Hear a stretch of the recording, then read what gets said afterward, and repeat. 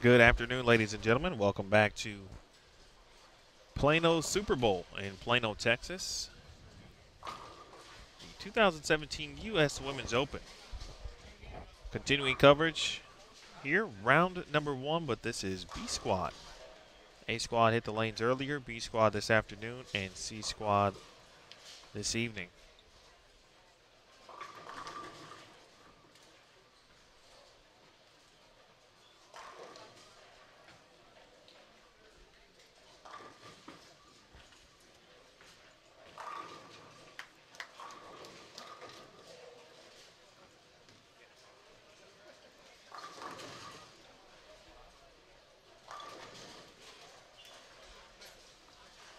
Emil Williams Jr. here with you, along with Matt Cannizzaro and Aaron Smith.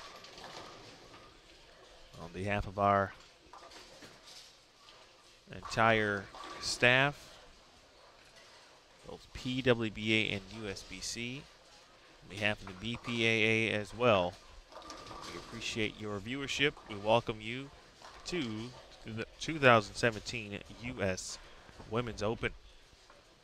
If you joined us earlier, you know our featured pairs are 23-24, along with 25 and 26. If you did not join us earlier, those are our featured pairs. We will be behind those pairs throughout the week and to match play as well. During the break, a chance to try to set up another camera. Whether or not we'll be able to use it is a different question.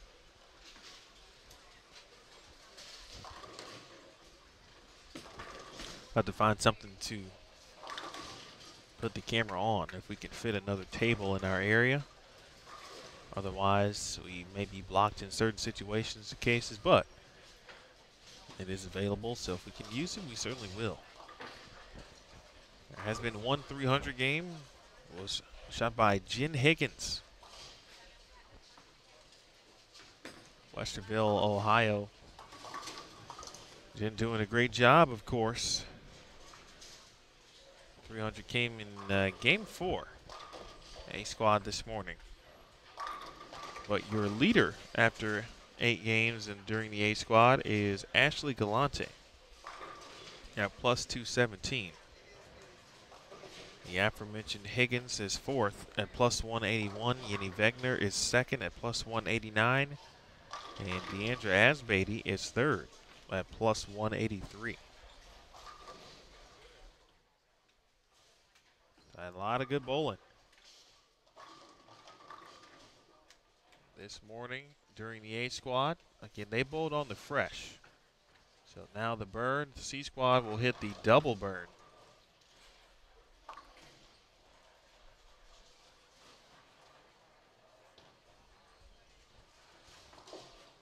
We will get a chance to see what that looks like a little later.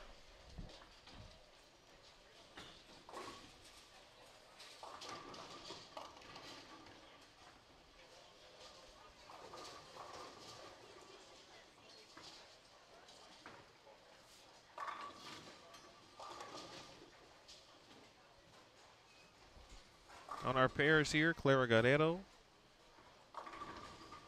U.S. Open winner Robin Romeo, a Hall of Famer, Isabelle Holton and Sabrina Dimas. They are on 23 and 24.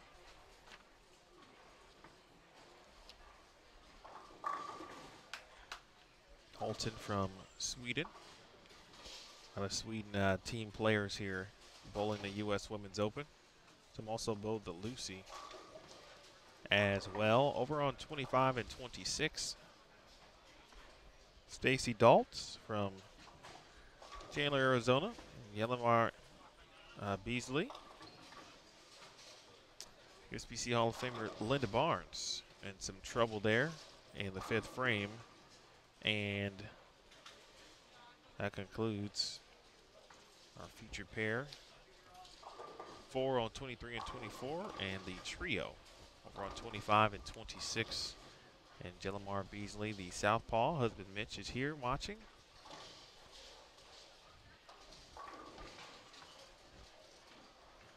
Again, plus 217.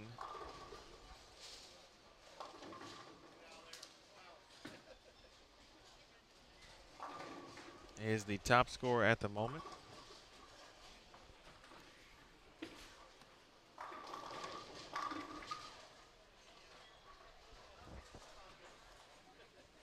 Galante had the front 9 in game 1.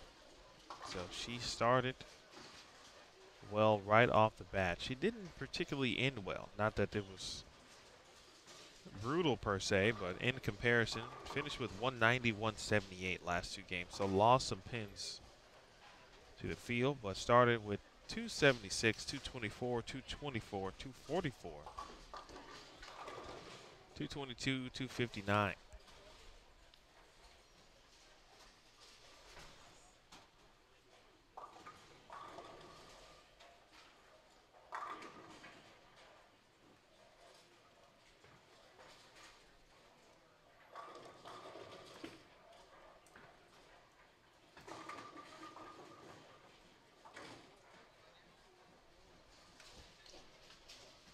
Again, big thanks to our crew.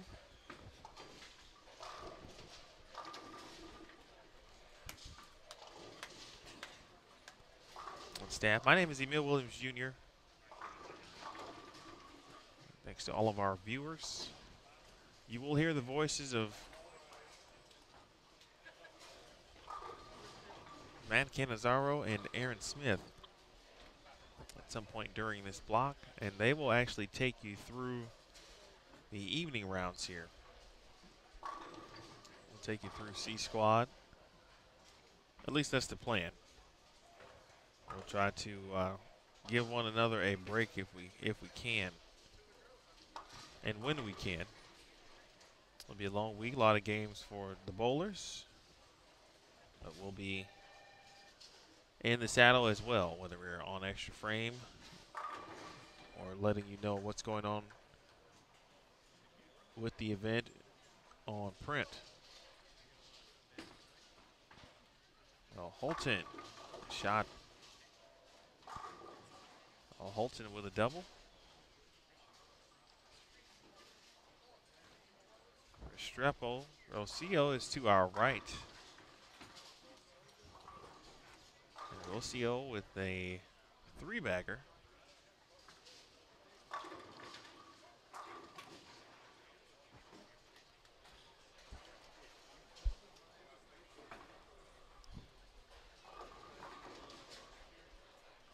Important to note here, with some of the rules changes to the 2017 event.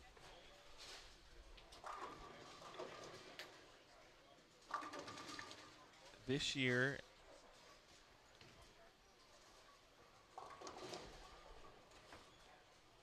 from an equipment perspective, all players were allowed a maximum of 8 bowling balls. And they must have put those down and listed them on their bowler's equipment registration form. I had some ball cards to take care of. Those are the only 8 balls permitted in the center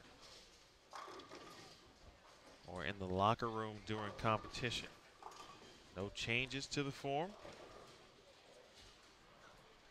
were permitted after the A squad roll call this morning. So essentially at 7:30. That was the end of being able to make a change to your ball card. Also, no mobile electronic devices in use during competition. Includes cell phones, tabs, tablets, laptops, iPods, etc. The practice sessions were a little different, as the official practice consisted of 3 practice sessions. It's available to all bowlers. This was yesterday. Each squad essentially had a chance to bowl on fresh burn, double burn. With the, in addition to, or excuse me, in regards to abrasives.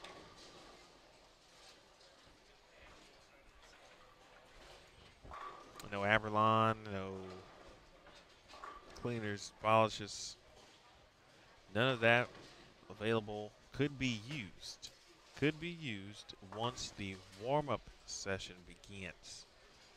And that's squad to squad. So the B squad, for example, could make changes up until the lights came on for practice, or shadow ball, or warm-up, whichever you prefer. They can, however, be used in between sessions.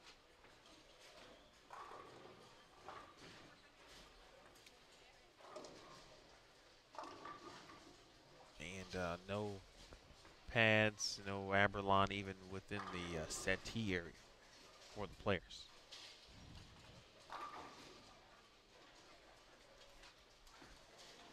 We have seen Restrepo strike there. Late touch on the 10.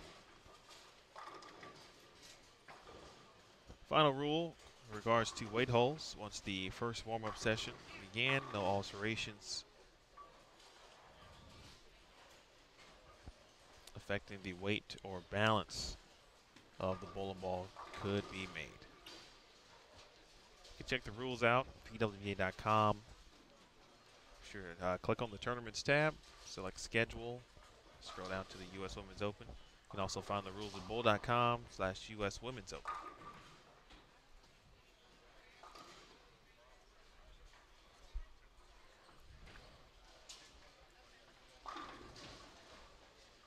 And no re-oil. Eight games have been bowled already by the A squad this morning. B squad here for their 8. The C squad will take the lanes at about 7:30 Eastern time. 6:30 Central.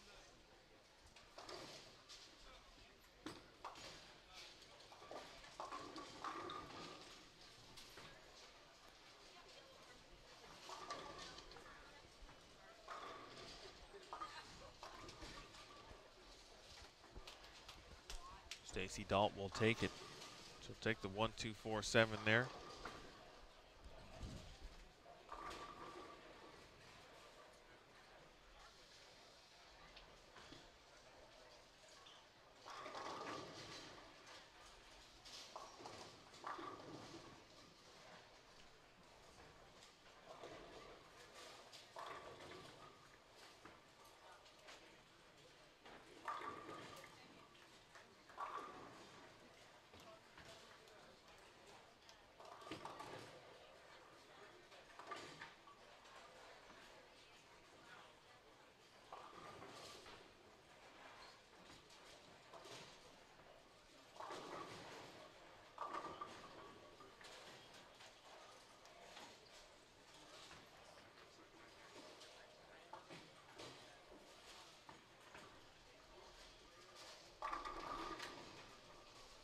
Good shot there from Dalt.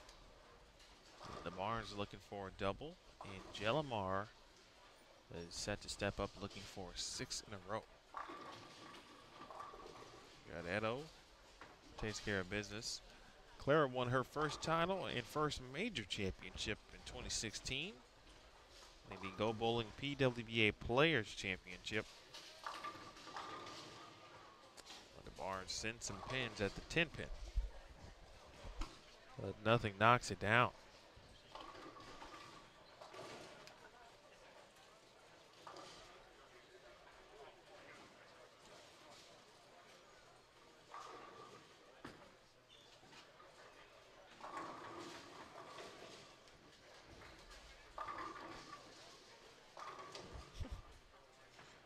Love seeing Jelemar bowl.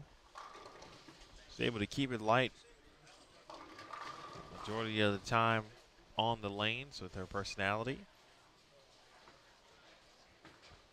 At time very accepting of that break she received. And 6 in a row for Jelemar from Venezuela originally.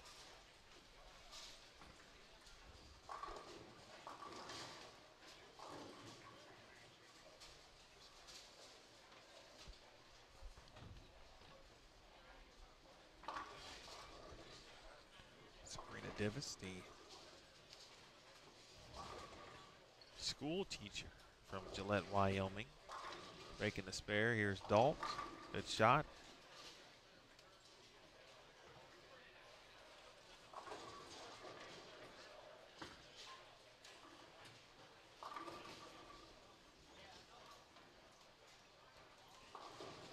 Clara, ninth frame.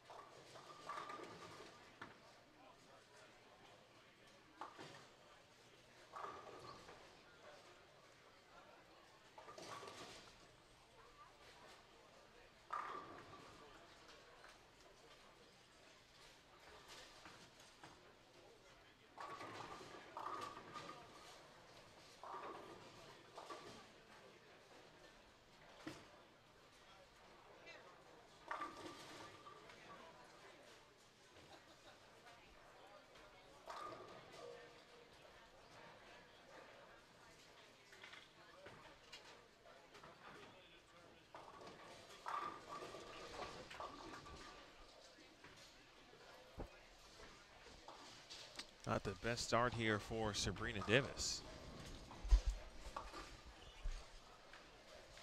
She will try to get through it as best she can here. Stacy Dalt. Already a couple strikes here in the 10th.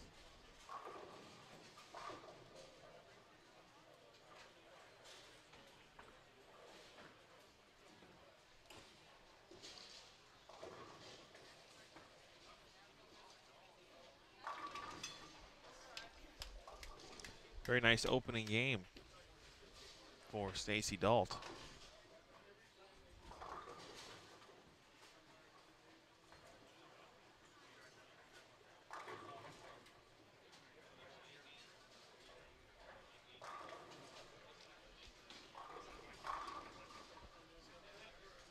Meanwhile, Restrepo,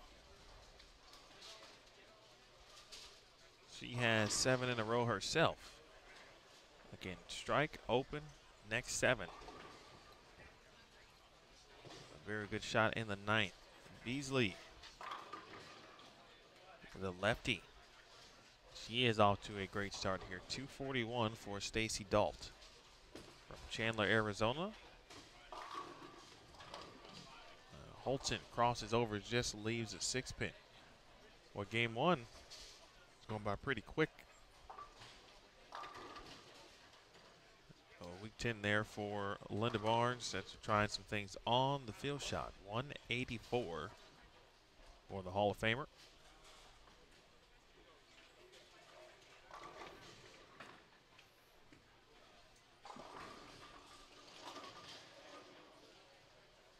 Nice break there for Clara. As the bucket goes down.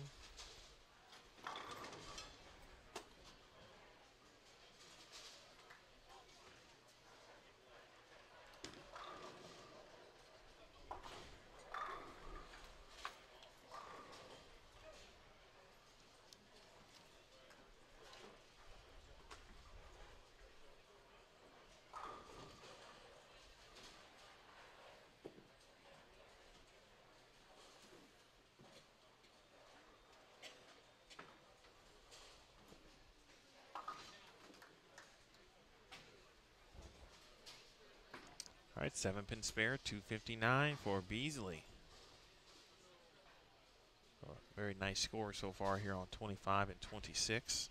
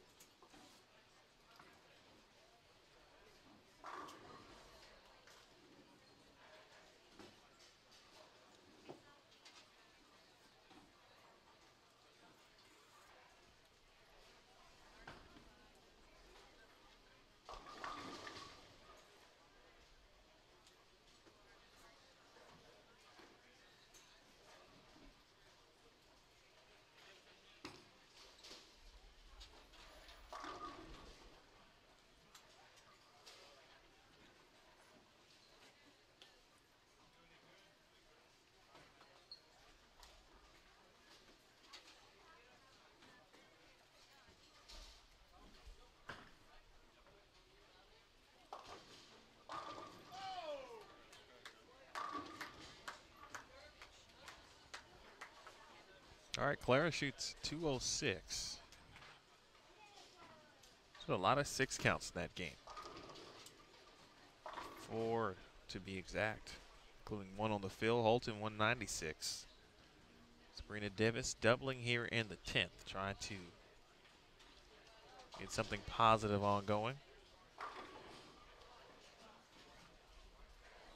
after the early struggles. 3 pretty good shots there. And 204 for Robin Romeo. He's dominant at the Senior Queens. Didn't win it this year. That honor belonged to Lucy Sandelin. And game 1 is complete here for B Squad. On the burn.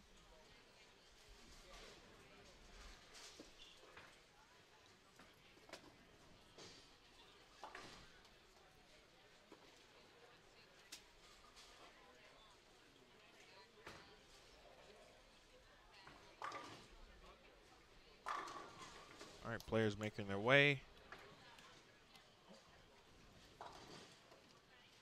to their respective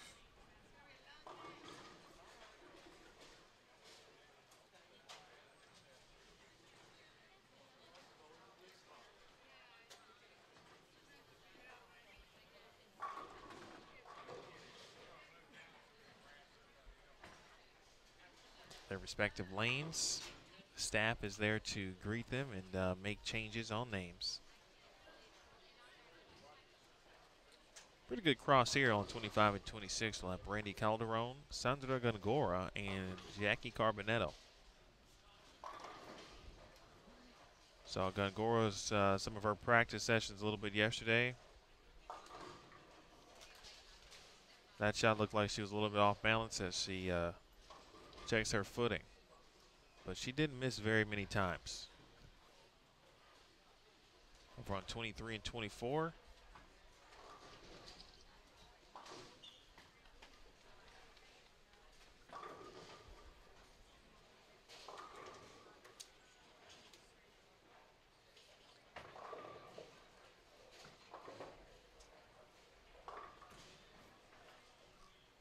We'll have Nichelle McConnell from Gwynn Oak, Maryland, Josie Barnes, and Robin Renslow.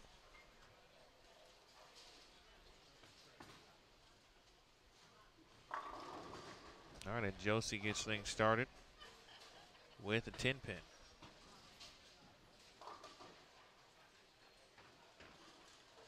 So here is Calderon. Good shot.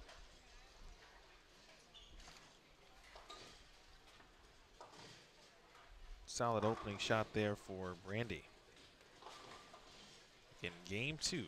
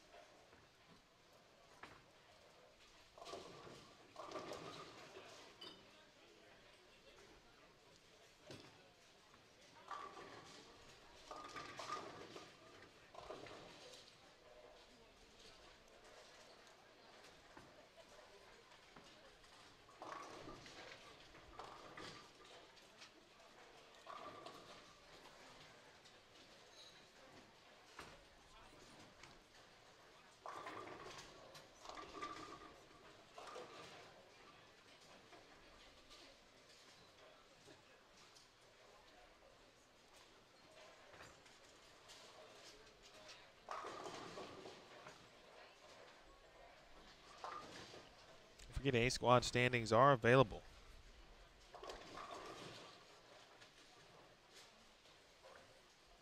pwba.com/live or bowl.com/US Women's Open.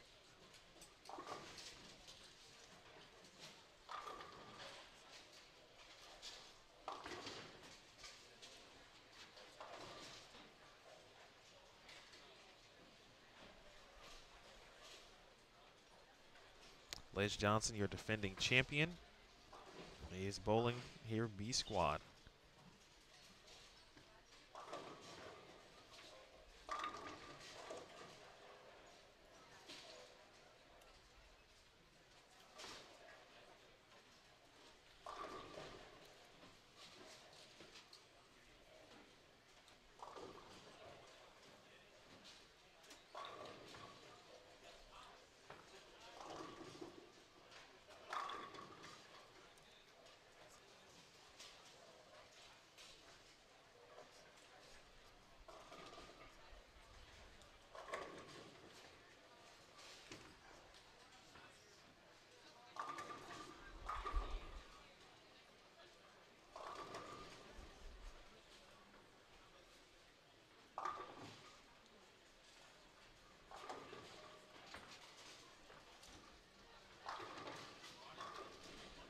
Clearly, I've already jinxed Sandra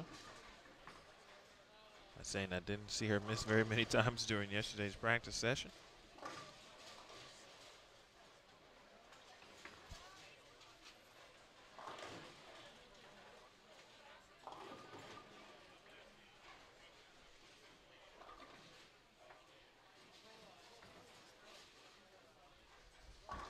Meanwhile, Calderon 2 for 2.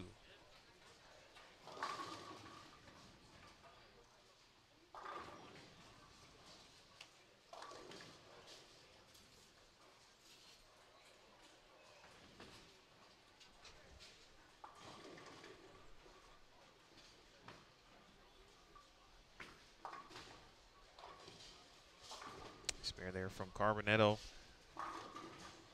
Jackie doing a great job working with EBI and the brands of Ebonite International. Fine work at Junior Gold.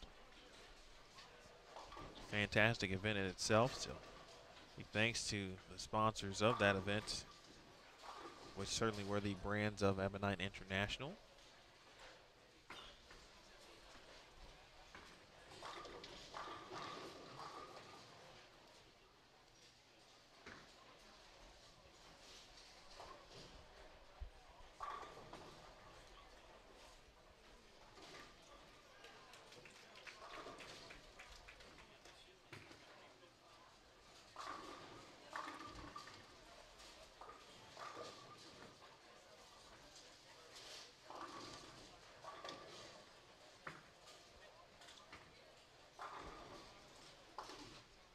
A little chilly.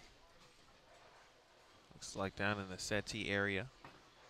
Some players with some jackets on in between, and Calderon sending pins here.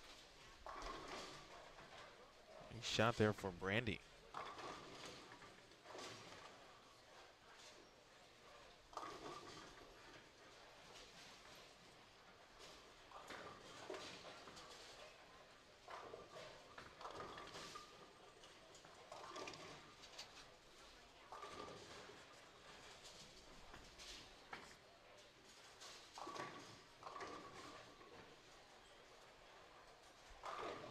As we mentioned in the in round number 1, or excuse me, during A squad, I beg your pardon.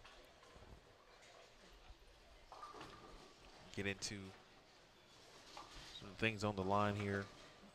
I know it's the last event. Many of you will hear me talk about it a couple times, probably throughout the week.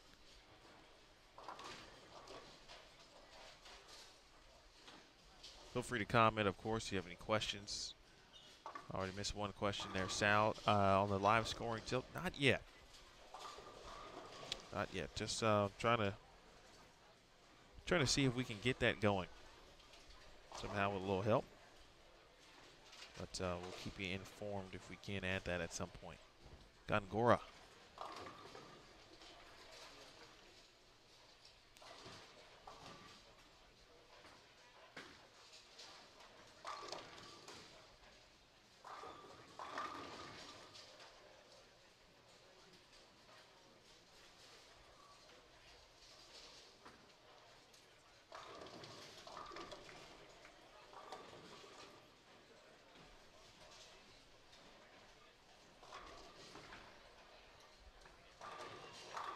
Ugh.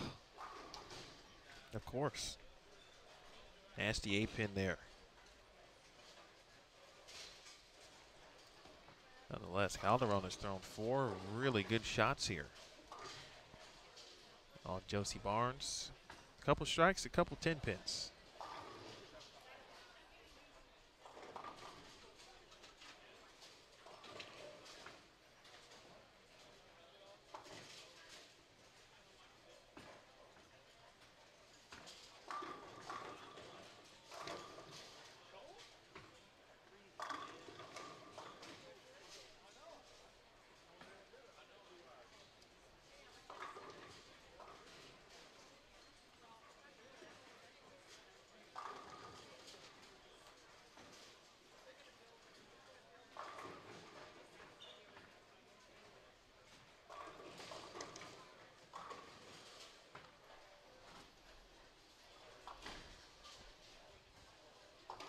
All right, some quality bowling so far here. This is game 2.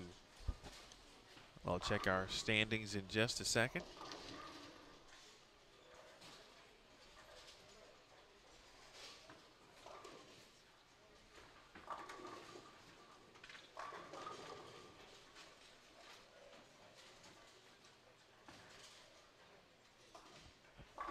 Hello, Mary Jo. Appreciate you tuning in. No problem, Sal. Barnes.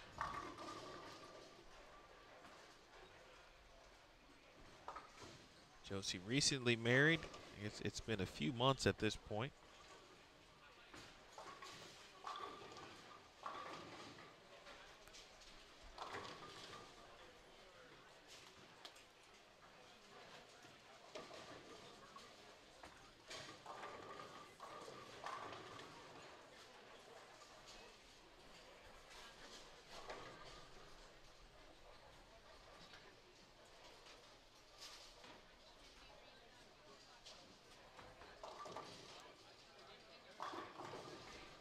Also in the squad, Daria Kovalova.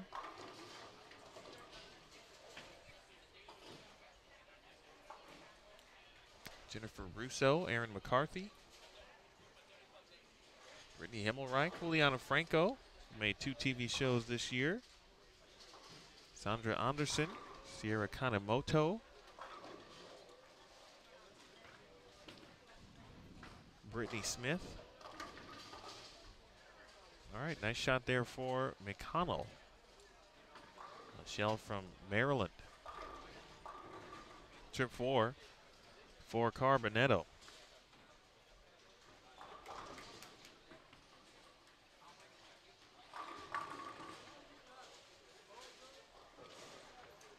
This week's lane condition, it is posted and available on pwba.com. Robin Renslow with a strike at the slow start. 43 feet, 31 milliliters of oil. Interesting looking graph.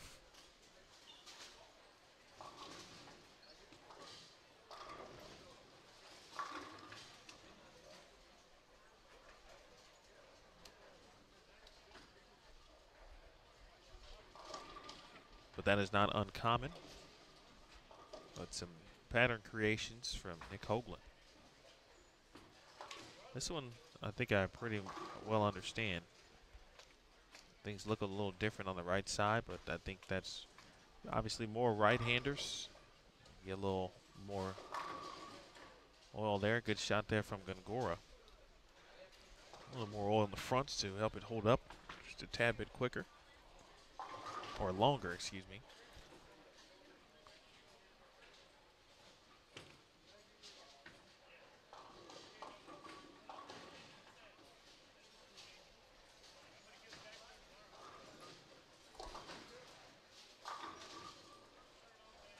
All right, good shot there from Anderson off camera. Calderon after the front 3. 8-pin, 10-pin. Gongora has found a stride here. She's on a double.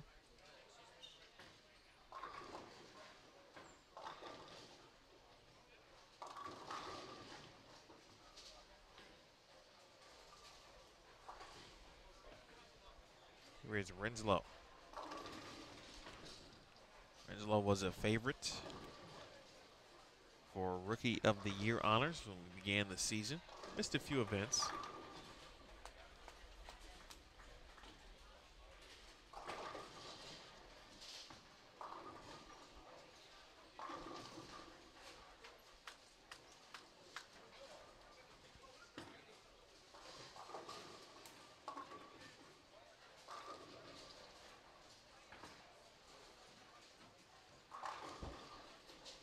First open of the day for McConnell on the washout.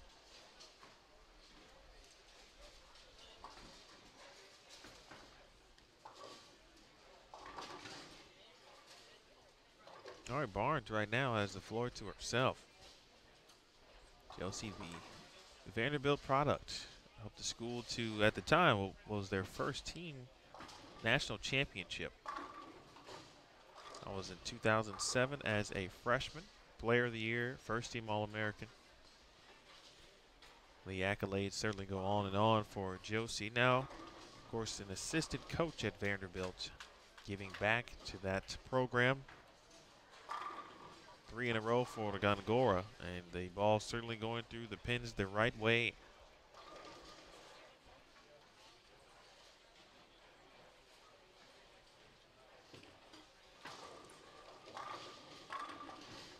McConnell back on it. Nice shot.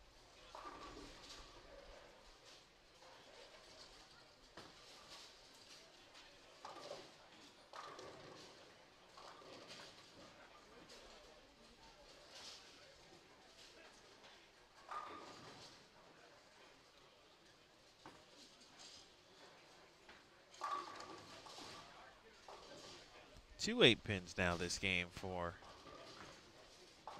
Randy Calderon.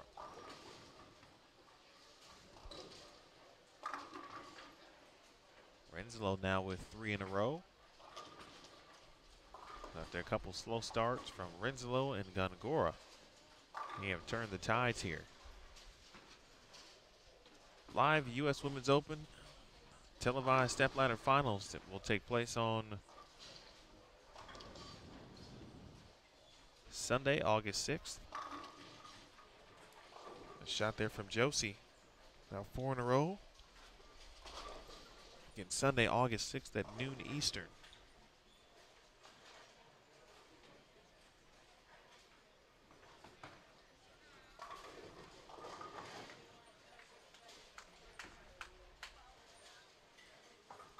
Be live on CBS Sports Network.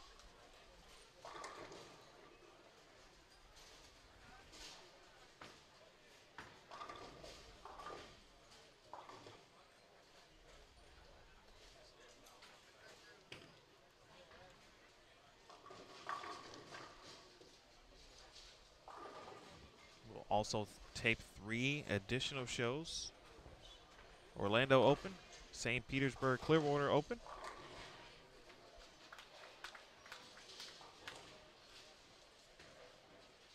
and the nationwide PWA Rochester Open.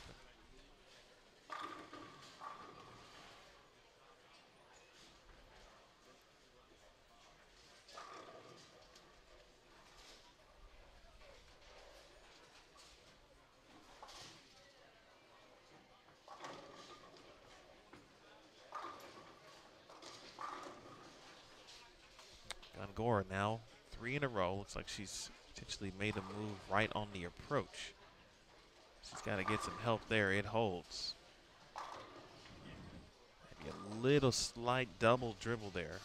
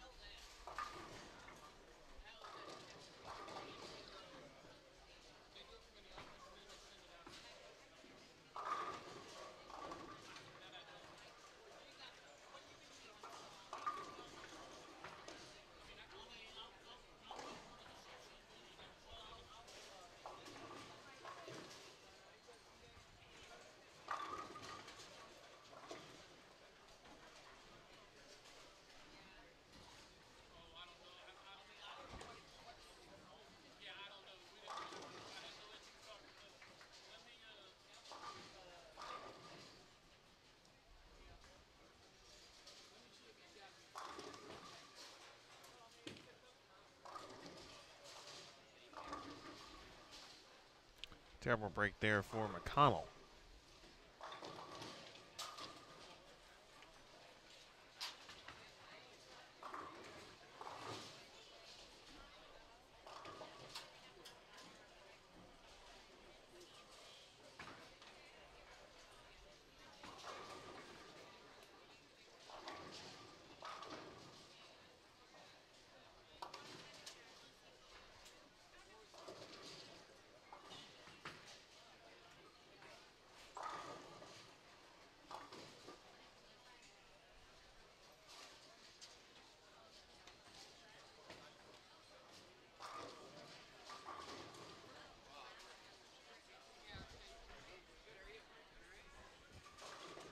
We're waiting on our update for game 1 here after game 1 of B Squad. Conagora, very important 9th frame. The max score right now 238. It's at the last 4. Much better shot. Same result though. So Agora, first frame had a little approach issue.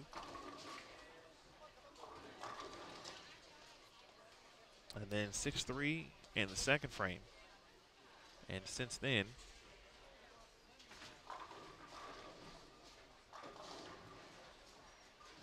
it has gone 6 out of 7. Calderon, meanwhile, went front 3, 8-pin. I believe a couple 10-pins and another 8-pin.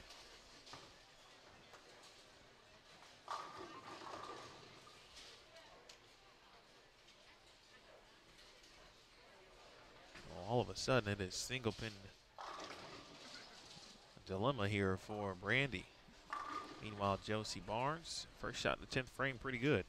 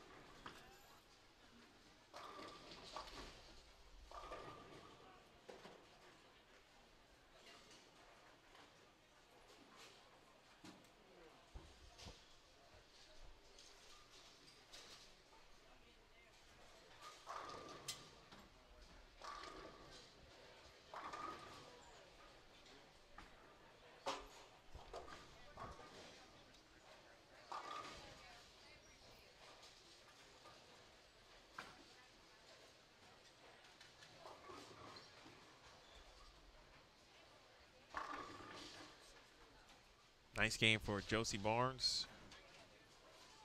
246. Now Gungora.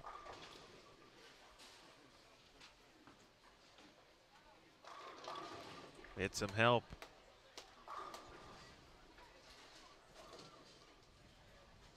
Got that one out on the lane a little bit. And Shell McConnell.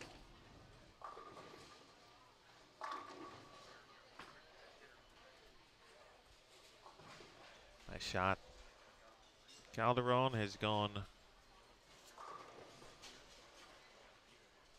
6 consecutive 9 counts. She's made them all, including 2 8-pins, a couple weak 10s.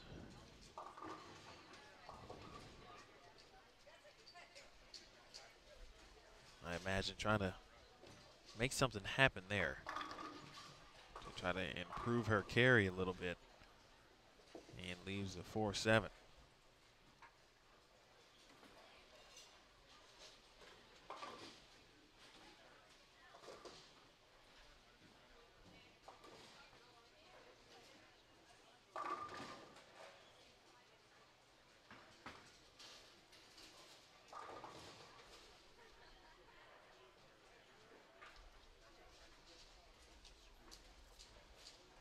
All right, Gongora, 4-7. Calderon left a 6-10, excuse me.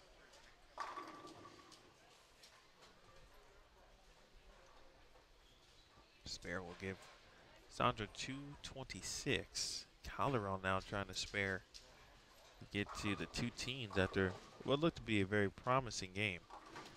And she'll take care of business.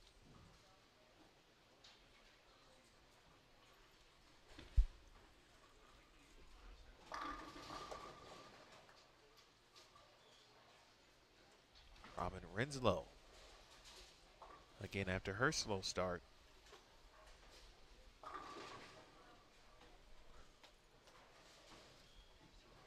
That's 7 in a row. And now into the 230s here with good count.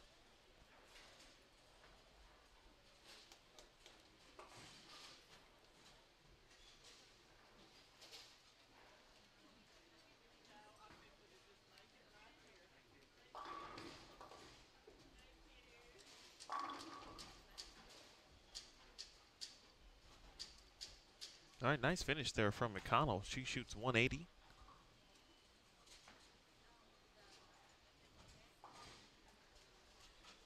Calderon on the fill shot, throws a different ball, and leaves a 3-6-10. That's a pretty good game there for Brandy Calderon. Renslow tries the ball on the fill, gets 9, shoots 235.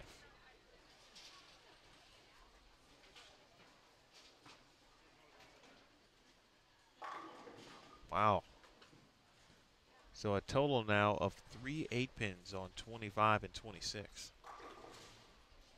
2 left by Calderon, 1 from Carbonetto.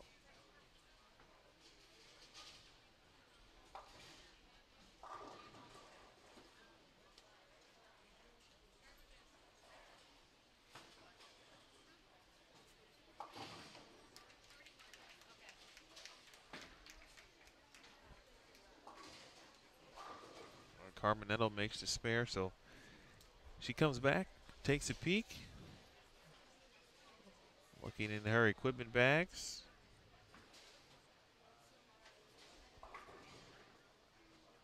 Rummaging, wrestling, and has it. And she is on to the approach.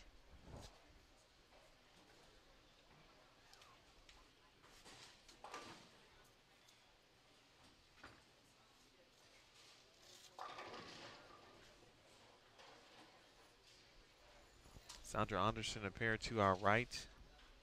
She can get to 259. And she got some help. Carbonetto to the bag. To the lane. It's a strike. 10 back. 192 for Jackie. Game 2 in our feature pair. Pairs are complete. Something is smelling very good here. Here in the Plano Super Bowl over at the Scratch Kitchen is what it's called here. The restaurant, snack bar, if you will. I'm going to go find out what that is. Game 3 coming up in just a second, folks, when we come back. Again, we'll talk about Tour Champ. Tour Championship presented by Smithfield. Points race. And who could make a move this week? We'll talk more about that next. Game 3 coming up. You're watching the 2017 U.S. Women's Open. It's live on Extra Frame.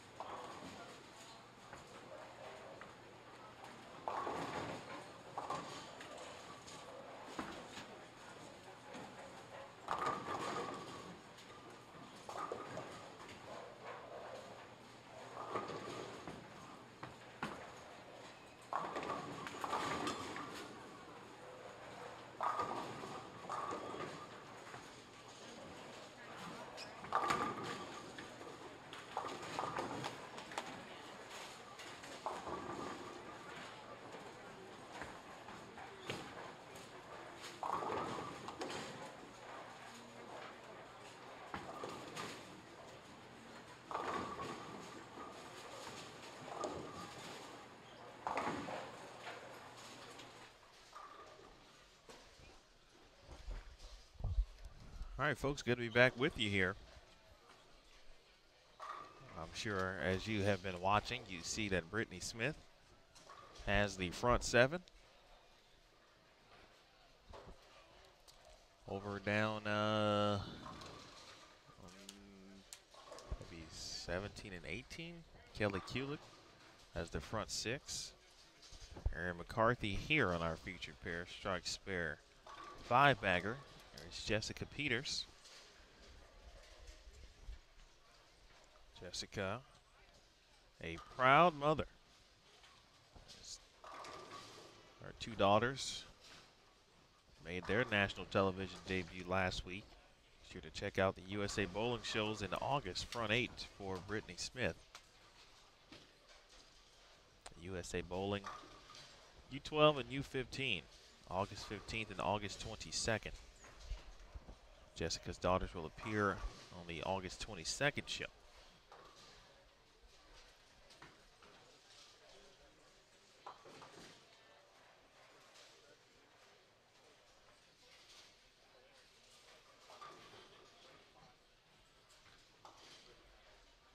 Front 23 and 24. Isabella Correa, Brittany Himmelreich, and April Hopkins.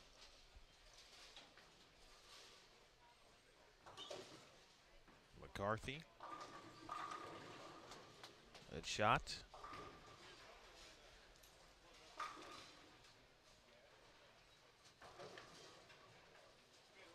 Well, pleased to be joined by Aaron Smith. Told you that Aaron would be another voice you would hear probably from about towards the end of the block and Quite possibly the rest of the night, more than likely, along with Matt Cannizzaro. He's here at the right time, though, because we've got action.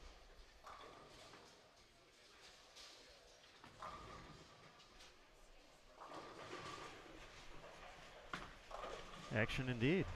Thanks for having me join you here, Emil. Thanks for the great job all day so far here on Extra Frame. Brittany Smith looking to make it 9 for 9. She's coming a little bit light the last few times. She's been, before this game started, ball rep Adele Ballard Jr., Hall of Famer. They're talking and going back and forth quite a bit, and obviously found something they liked. A little bit firmer than what Aaron's trying to do right now, but still getting to about the same point down lane. But front 9 here, business about to pick up. As the great Jim Ross would say. You can't get a Jim Ross comment in the first minute you're on. What are we even doing here? This is correct.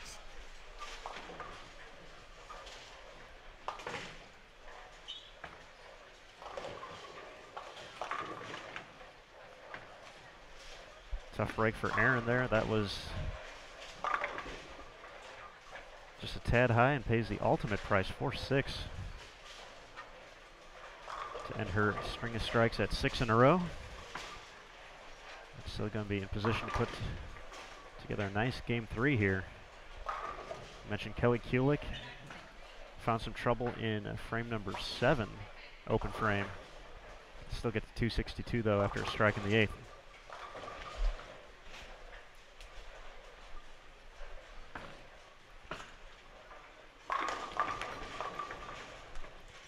All right, looks like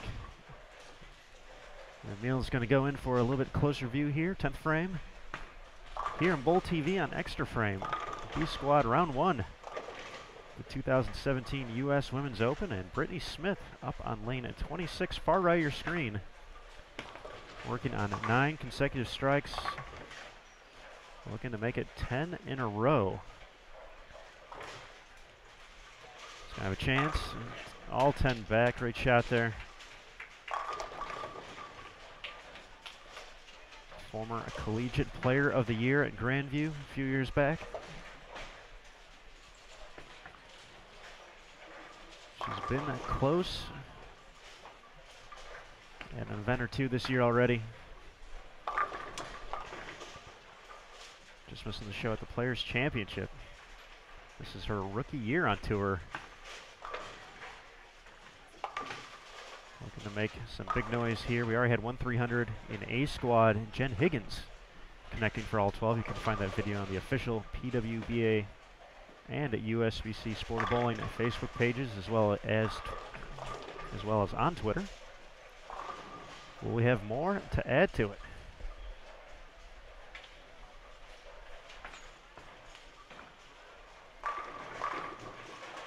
We're looking for 11. Brittany Smith, far right of your screen.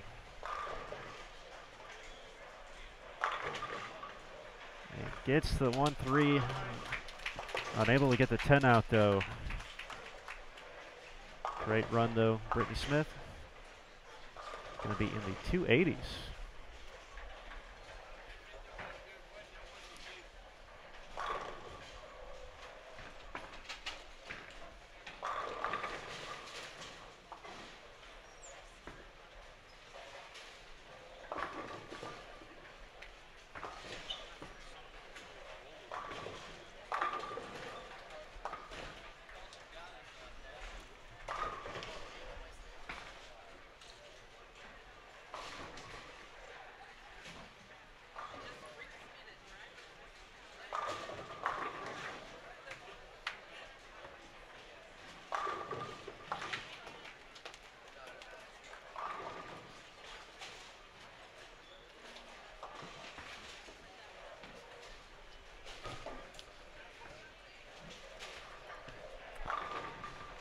Do have scores updated through 2 online.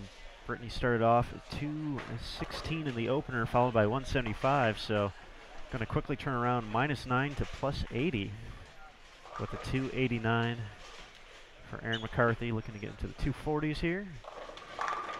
No doubter. One pin behind after games of 206 and 184. She was at -10 through 2 games.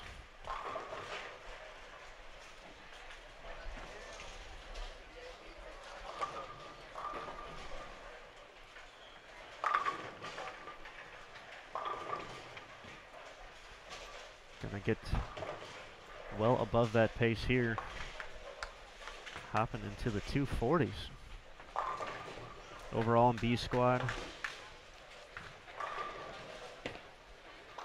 Top performer, who I believe you just got to see, Sandra Gongora, 494 through 2, and Jelemar Beasley, 483. Her 2-game total. Josie Barnes, also on the featured pairs, 475. Jody Golick, 474. Stacy Dalt, Chandler, Arizona, also at 474. Sandra Andersson from Sweden, 461, along with Rocio Restrepo.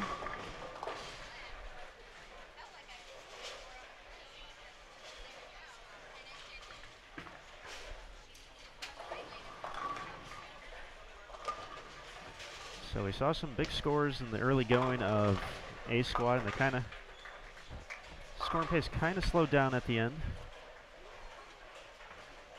Obviously no re-oil here. And players got their own practice time, obviously moving from pair to pair, but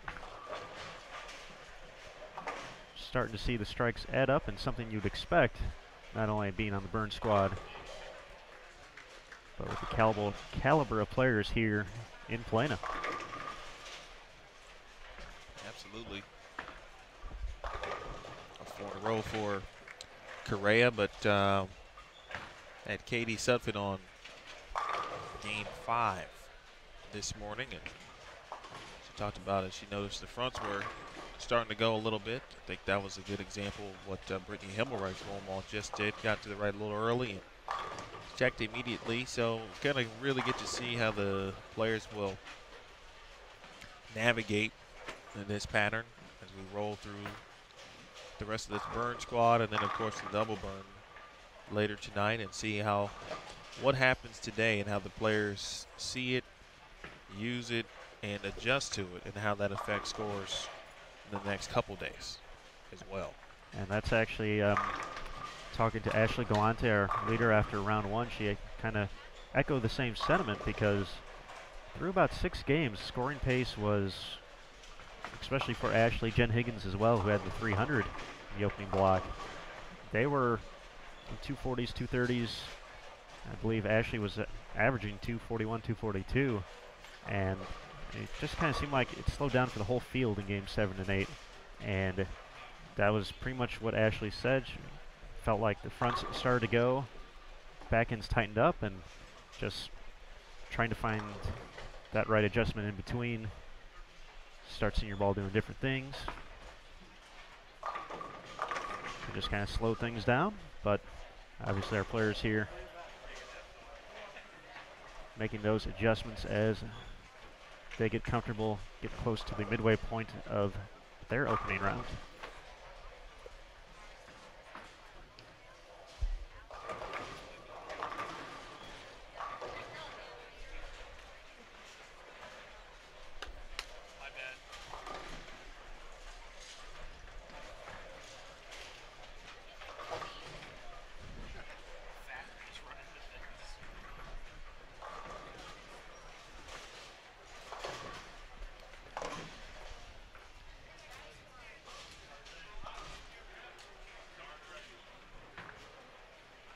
I see you looking.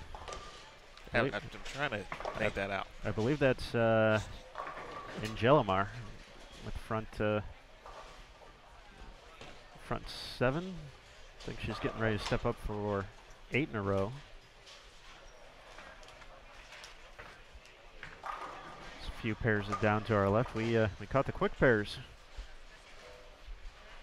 here in front of us, lanes 23 through 26.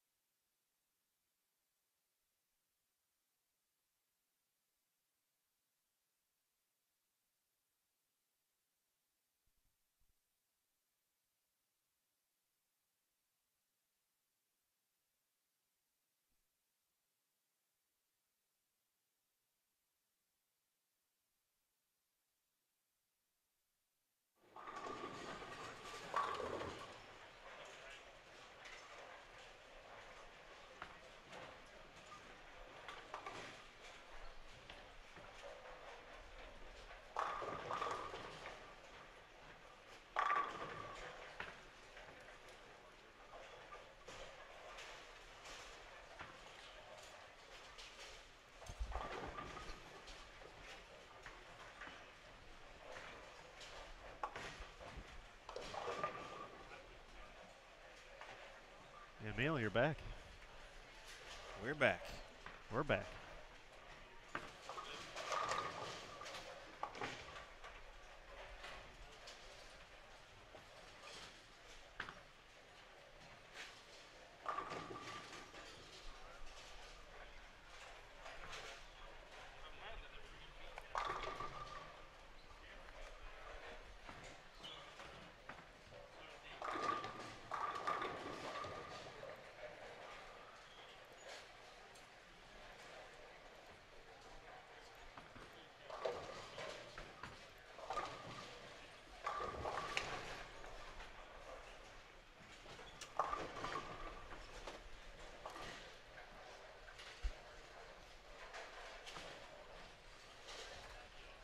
B-Squad round 1.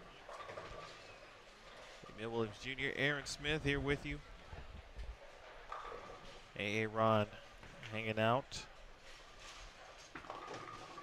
At some point, he's going to take over. I don't know when that is. Actually, it may not happen. I don't know. Maybe. Always here for assistance, never taking over.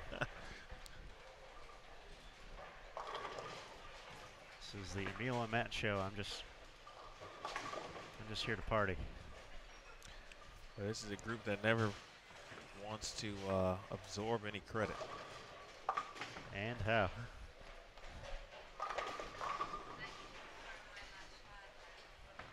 That's going to be fun, though. I'm looking forward to it. Missed out on the U.S. Women's Open last year, so it's fun to be back. It's been a few years since I actually got to be at this event. Very memorable, depending on who you ask, I suppose, but 2012 event in Reno. TV show outside. I'm sure some folks remember that. That was my last USWO experience, so.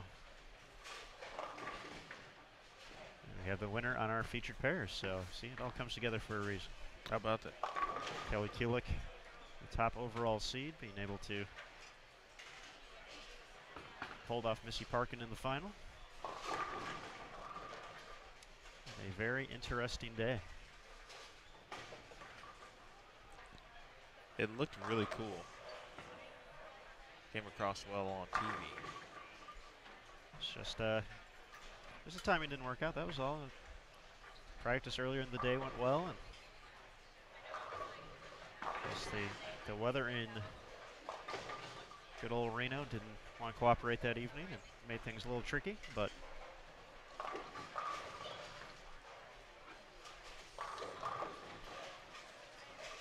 speaking of a little tricky, 25 and 26 for Kelly Kulick at the moment. Make a ball change and nearly 210s again on the right lane. See Dell's back. He held Brittany Smith to the front 10, 289 on this very pair last game.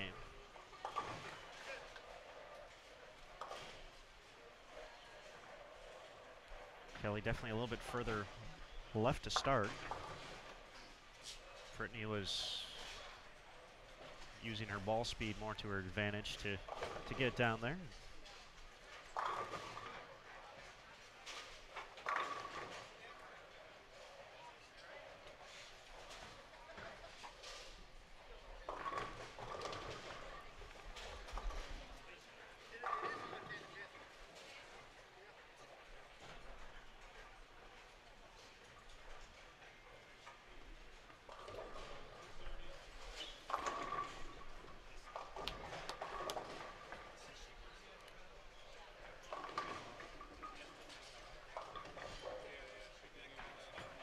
Back to bowling on 23 and 24.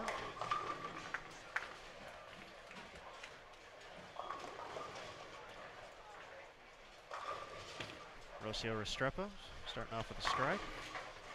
There's Kyoko McDonald wrapping the 10. Sarah Mensch stepping up next. And Alicia Henderson will be the fourth.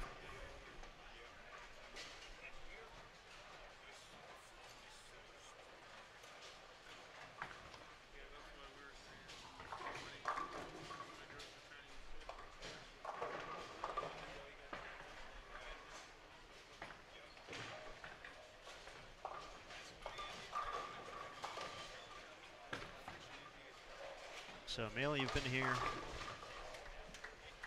for the first, we're essentially at the halfway point of the day. Second round of 3, middle of the block. Kind of what have been your takes here in the early going? U.S. Open, you got one of them under your belt already now, so you got to see how it kind of transpired and played out last year. Obviously, different place. A few different things are different, but just what are you seeing here in the early going? Well, there was a lot of success on the fresh. Scores were particularly pretty high, I would say, for the first, as we mentioned, kind of the first 5 to 6 games, and then everyone kind of started to come back a little bit. In fact, I think for a while, I saw, Sydney Brumman shot 225, but Trudell shot 224. It was 214 in there from Deandra. There were a couple 190, 170 type games from several players this morning also. Actually, Jenny Wegner, I think, had the highest game on the end of the block to get into second. She shot 250. But overall, I mean, it was a very nice squad. I think I would have to imagine the A squad would be relatively pleased with, especially those, of course, who had a lot of success. Someone like Ashley Galante, Wegner, we just talked about. Deandra Asbeatty, Jen Higgins shot 300. So in a rare situation sometimes where sometimes the fresh cannot be your friend in a situation where players can look to the burn or look forward to it to make up pins, if you will. This year could be, when you get a chance to bowl in the fresh, that might be your opportunity to make up pins if you're in that position on a Thursday, for example, which would be the C squad. That we'll have to wait and see, obviously, but not too many high scores. Obviously, Brittany Smith has done a great thing here. Gongora started 260, 220.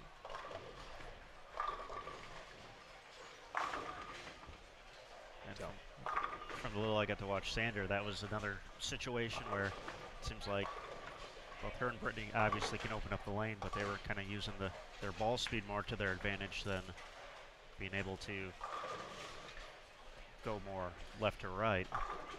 But the big story here in B Squad, talked a little bit about her striking away to start in Jelemar Beasley. Yeah, that was my next one. 752 out of the gates.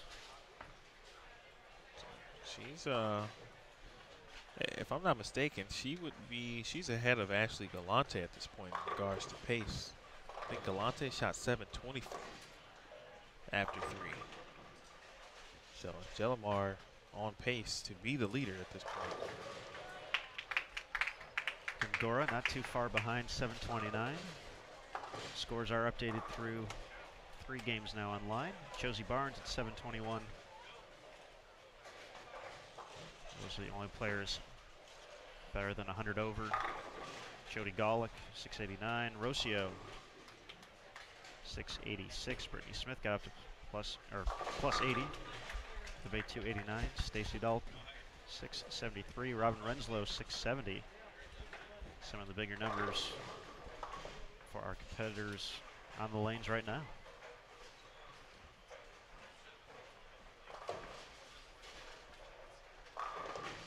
It's very possible we could also be completely wrong about the fresh being best opportunity to gain pins.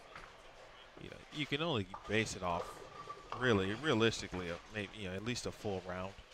I mean, who knows what could happen during C squad tonight.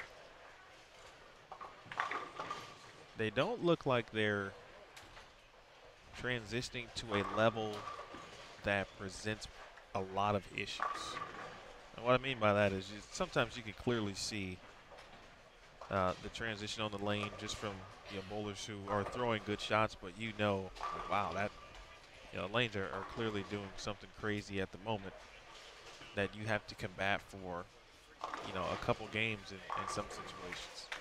Transitions here so far to me look to be relatively minute in a sense where, you know, what you may expect might happen because of the way the players are playing and how many people are playing in the same area.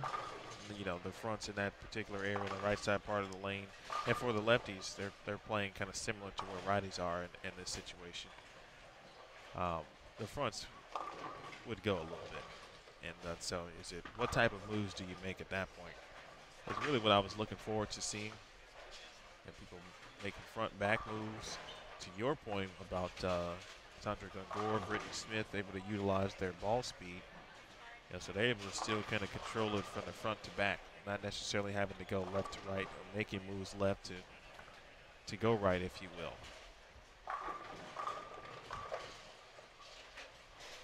Also seen, you know, when you can get in or start to get a little left, you can leave a 6 count.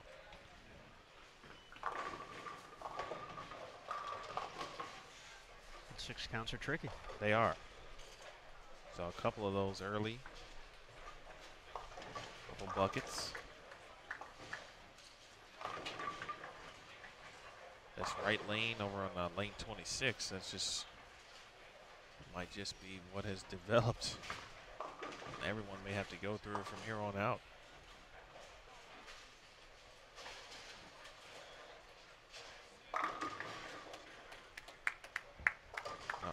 We missed it on, she was just out of the screen.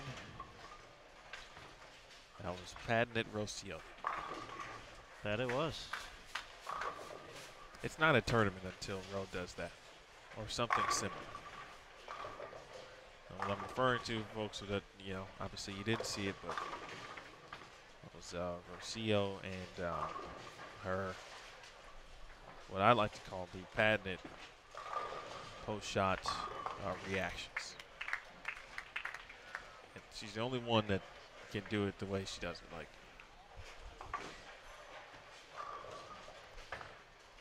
if you were to put her post-shot reactions on video or some type of graphic, and you had no idea it was her. Like, it was just a figure. A silhouette. Yes. You would instantly know who that is. It's a good shot. Really good shot there from Alicia Henderson. Yes, Rocio, one of the, not to doubt anyone else's, with the word I'm going to use here, but probably one of the more passionate players, shot for shot. Certainly not afraid to let that show, too.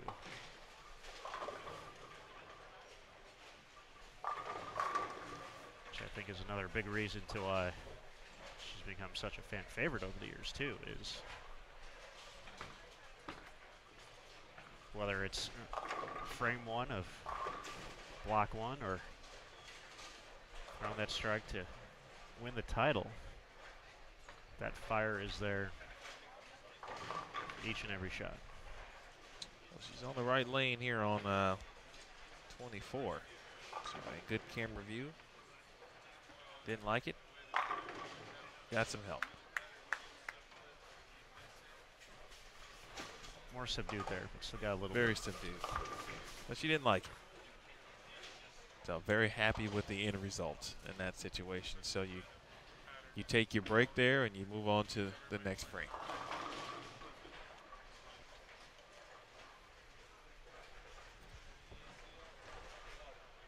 Let's say hello to Judy Kirkwood Stenhouse watching from Florida. Also to Erica Kulick as well. Thanks to everyone for tuning in. If you haven't, feel free to share our live now post in regards to the B squad on the lanes. Let people know where and how you are watching 2017 U.S. Women's Open live from Plano Super Bowl in Plano, Texas.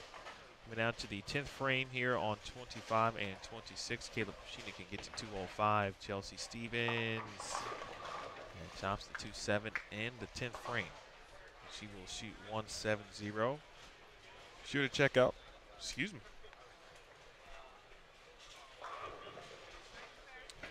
Guess I didn't want to talk there. Be sure to check out pwba.com, not only for your latest standings results, but for a nice fresh story in regards to Shannon Puhowski. Shannon went from 24th, qualified 24th for match play last year, and it went on to be the #1 seed for the TV finals, of course losing to three-time defending champion Liz Johnson. But fresh outlook, some positive thoughts for not only this event, but the remainder of 2017. So be sure to check that out on pwba.com. Also on our Facebook page, of course. Feel free to click the link. It'll get you right there. And on bowl.com, Bowl USBC Sport Bowling Facebook page. Shot there from Kelly. She gets a break. So, gonna be happy to move off this pair though. This has been an uphill fight. She's throwing punches back here, especially down the stretch. Started to get him to fall on 25 and finally was able to connect on 26 in the 9th. As Rocio makes it 6 for 6. But this feels like a really good 214. Just kind of watching the demeanor from Kelly this game and just kind of quite a few shots, walking back, shaking your head. All right. Plus some change here. Tough pair. Gladly will take it, move on to the next one. Restart the process.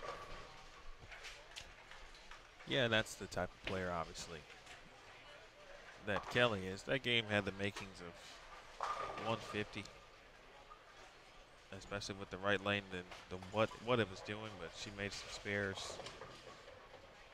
Didn't allow it to hinder her. And then finally caught a double, frames 8 and 9, and able to, of course, turn that into gold in the 10th frame.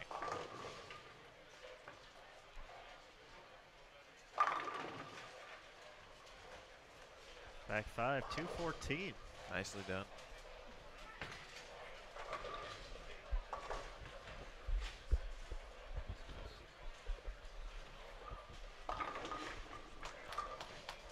Well, about a game ago, it seems like I said I was going to talk about points lists and tour championship type stuff, and didn't get to it. So while we have a few frames, of course, this is the final event of the regular season on the PWBA Tour, which means, in theory, not completely, because we have some television shows to tape. That there's still a few points to be earned from those respective finalists, but really the last opportunity for many. If you're not on the show, basically, if you won't be bowling on August 6th, this is your last chance to not only gain points but potentially make up ground in the points race and the opportunity to gain a spot in the PWBA Tour Championship by Smithfield, Restrepo. Oh. Uh-oh.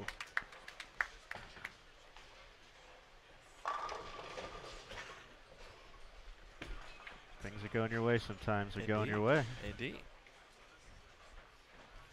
Gotta have it. Gotta have it. Mentioned this during A Squad this morning, so, and we'll probably hit on it a few times just in regards to the relevance of it. But as Mitch leaves the 4-pin, Liz Johnson got just under 33,000 point lead over second. That is Diana Zavyalova. Kelly Kulick is in third on the points list, followed by Danielle Mccune. And who we are watching now, Rocio Restrepo. Restrepo was the Player of the Year runner-up last year. Had a chance to win the award. And she would have had to have beaten Liz Johnson, or at the very least win the Tour Championship. Both players lost in the semifinals, respectively.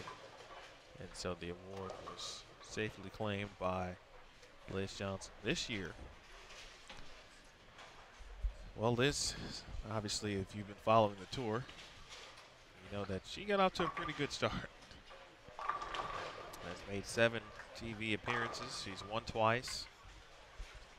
She is at or competing in an event that she has won 3 times in a row and 5 times overall. So the likelihood that she may not have a decent showing at best is unlikely.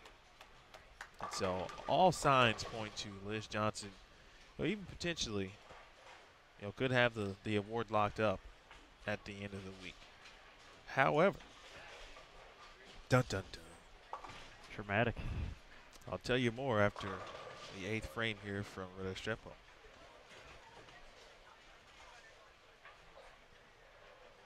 Trip the 2 last frame. That one's going to have to hustle a lot. 1, 2, 4. 4 a row. So, however, there is a player who will be bowling August 6th no matter what. And she's going to bowl at minimum of 3 times. And that is Danielle Mccune, who made the television finals for the Orlando Open, St. Petersburg Clearwater Open, and the nationwide PWBA Rochester Open. What that means is, of course, that she will have the opportunity not only to, of course, win 3 titles. Well, Open there in the 8th for Restrepo.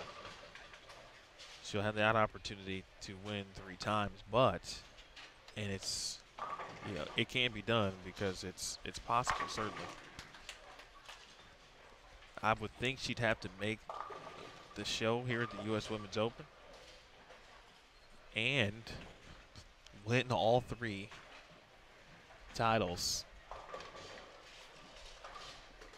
Does Danielle Mccune to, at worst, give herself a chance at the Tour Championship to then claim the title if she were to win. But a lot, of course, has to happen. It can be done because the opportunity is available. She is bowling the best she's bowled in quite some time. Physically, she feels great now after months of certainly not feeling like herself. Coming off a silver medal doubles performance with Kelly Kulick at the World Games in Poland. So for her, couldn't have come at a better time to kind of get into Danielle Mccune form. So you're saying the only way to catch Liz Johnson is to go on a Liz Johnson-esque stretch? You've got to be Liz Johnson, basically. Go ahead. Which she has done, obviously, and yeah, I mean, to put yourself in position to win 3 times, and as you said, to get it into that conversation, to possibly run down the ridiculous year Liz has had, and by adding 1 more show to that and winning a few, and yeah, just not only obviously Danielle's been bowling phenomenal, as everything you just said, but goodness gracious, Liz, come on. Yeah. The funny thing was after, I believe it was Rochester. It might have been St. Pete. I don't remember at this point, but talked to Danielle, and it had to be Rochester, but we talked about just the adage of she didn't, she never thought that she would make 3 TV finals in a row. And she said, no one except Liz Johnson would do that. And when Liz was doing it, Danielle was like, wow, that's like crazy. Like, who does that? And now she has done it. And again, with, it's going to take a lot of work, but she can walk out of here in the next coming weeks on CBS Sports Network, and all of a sudden you look at the stats and got a couple of new leaders in some statistical categories.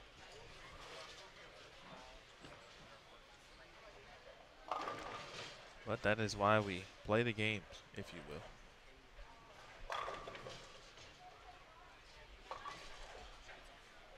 I love when the games are played. Outside of DMAC, though, since Liz is actually bowling, more than likely that there's no one else who would have a chance to pass her theoretically, even if they had won the tournament. But that's just to pass her at this event. Let's say Diana Zavjalova wins the U.S. Women's Open. I would add 25,000 points to her total.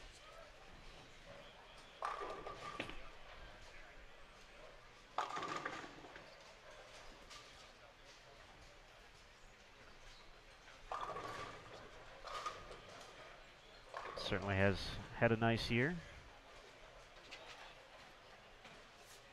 Kicked it off with a win at the Queens, the second of her young, promising career.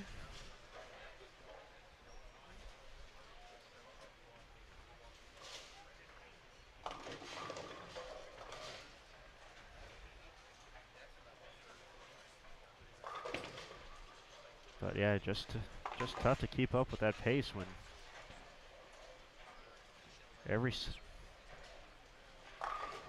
those Saturdays or Sundays. Those are Saturdays. You'd wrap up the broadcast. That final show would be coming down. You'd be turning off Extra Frame, and as Tennille's announcing our 4 players for the show, one of them was always Liz. Can't make up ground that way. No, not at all. Nice game from Kyoko McDonald. Nice clean 204. A local player and standout.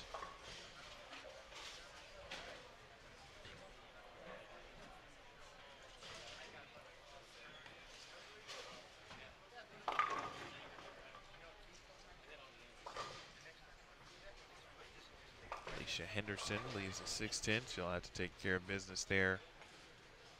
Moreau had some fireworks, front 7. Missed the 1-2-4. Struck in the 9th. Spare, and she'll try something on the field.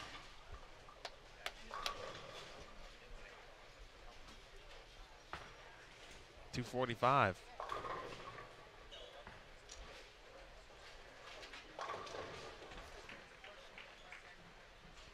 Going to add on to that plus total, is already at 86 over. Going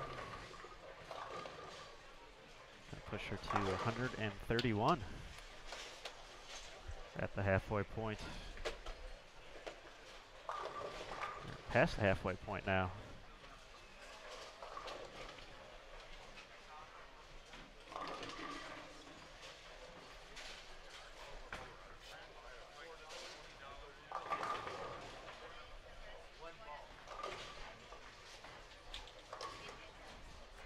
So the squad has kind of gotten at a weird pace here. So to the right of us, everyone's kind of starting 5. Just finishing up 4, and got a few folks a little bit further ahead. We've got one pair just finishing, or just starting the 10th.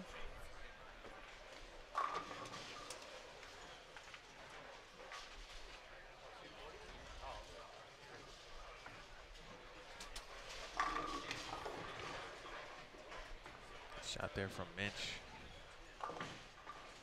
Sarah can get to 183.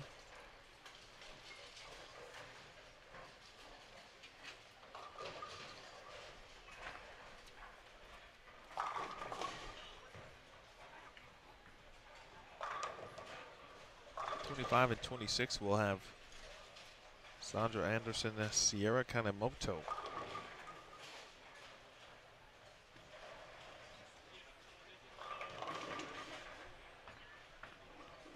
And Aaron Zuprinsky.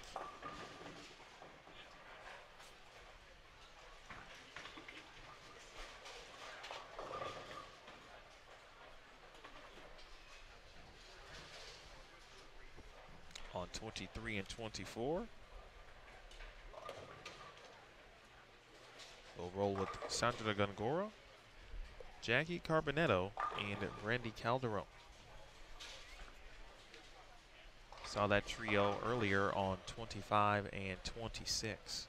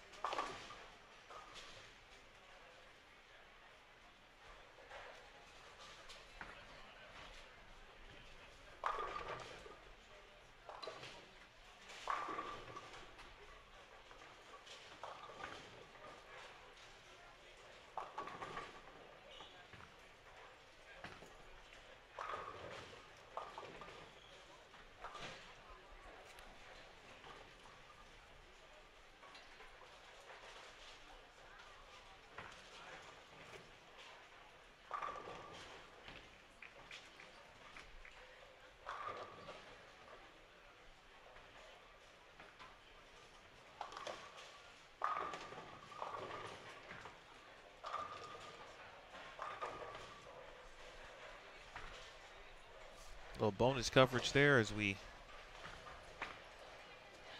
wait our featured players. Looks like they are ready. You saw Linda Barnes.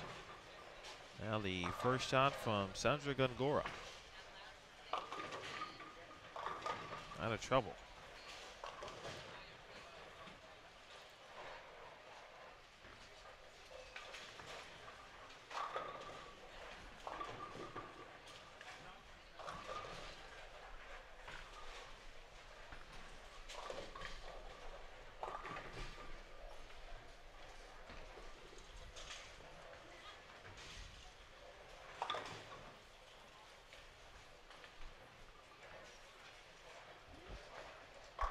Sandra, the runner-up at the 2016 Queens, was the top seed overall. Which Sandra? Anderson. There's two. That's true.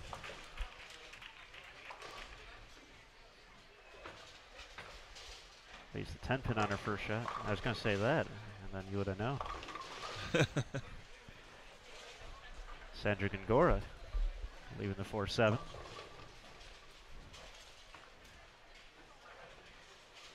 Let's see, there's only one Jackie, one Brandy, one Sierra, and one Aaron. So good the rest of the way out on the pair. So Brandy has moved on to the ponytail. We'll see if I'm going to give her a little more help on the pin carry because they were not friendly to her in 25 and 26. Left 2 8-pins and about 4 10-pins. ooh. Went front 3, 9 spared, 9 spared, 9 spared, 9 spared, 9 spared, 9 spared, 9 spared. Oh.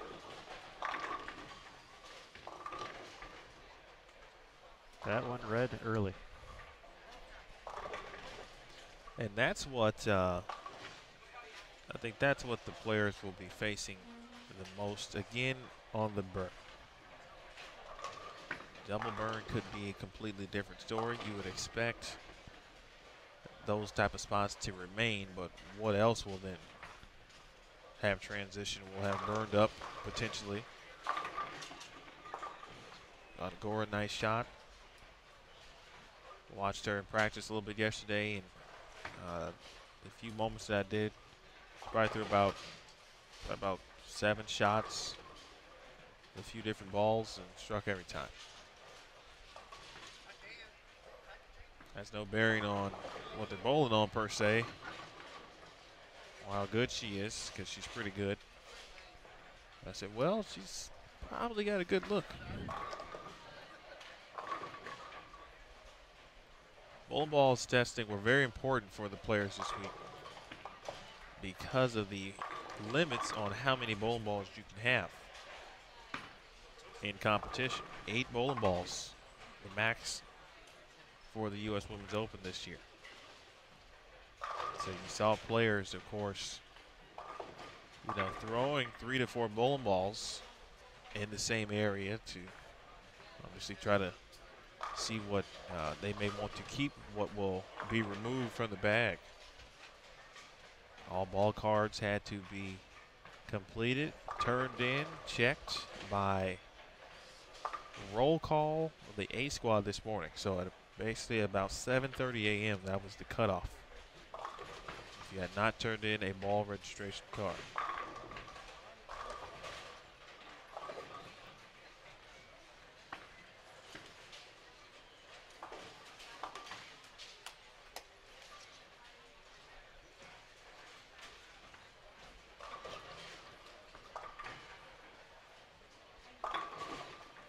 Shot there from Kanemoto.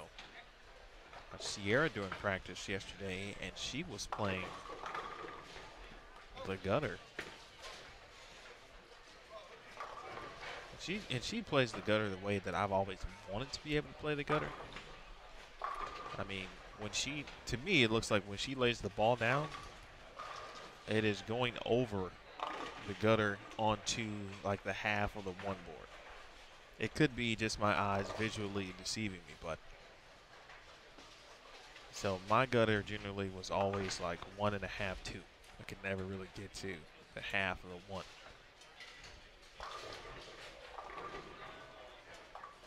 So you're saying she fearlessly is playing the twig.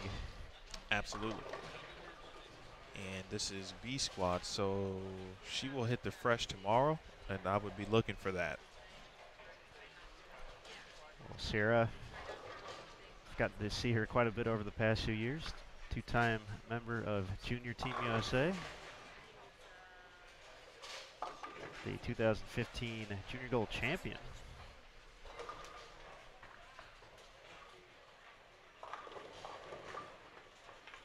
Also has found success collegiately with Wichita State.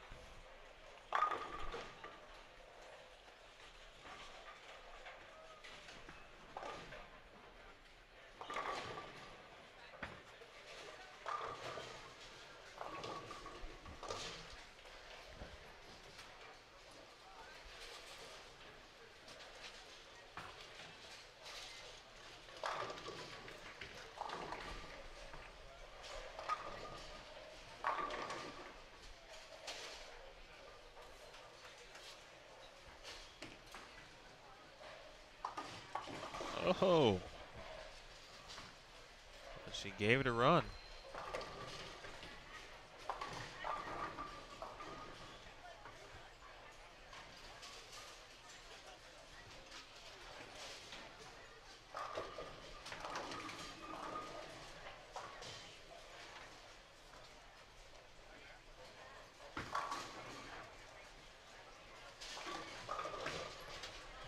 Looks like we have a few players working on strings of strikes to start game 5 here. Josie Barnes be looking for 6 in a row up on lane 20 in just a moment.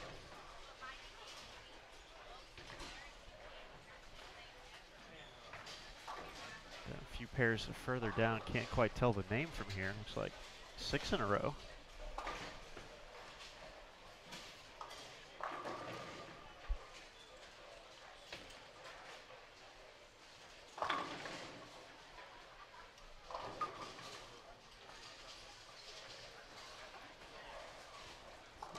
I think it's Aaron McCarthy.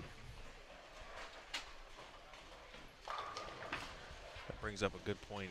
I wanted to mention early during the game that Brittany Smith shot 289. Of course, McCarthy was on a string and then left a 4-6 in the 9th frame. And that shot, to me, is kind of almost, in a way, kind of sums up Aaron's season a little bit. I'm sure she would say it's certainly not the way she has wanted it to go. And hasn't bowled bad by any stretch. But whenever she was in a groove, in a rhythm, some bad break would hit her. And would, not that that completely derailed her game, but, I mean, she's looking at 280. And she definitely had 280 look. that game. At worst, she shoots 260. Those are the kind of things that have always kind of crept up on Erin this year. If she could put something together this week, certainly it would be much overdue for her.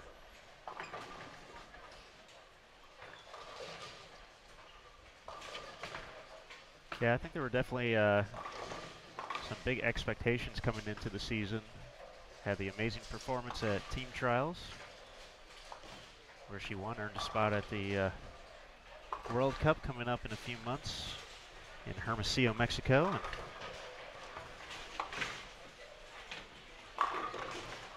And yeah, we've still been kind of waiting for that breakout performance from Erin. And obviously we can look back, 2015 Queens was a top seed overall. Who I believe shot like 790 and change to make it, or to secure that #1 seed. Just went on a very impressive run there. And ended up falling to Liz Johnson in the title match.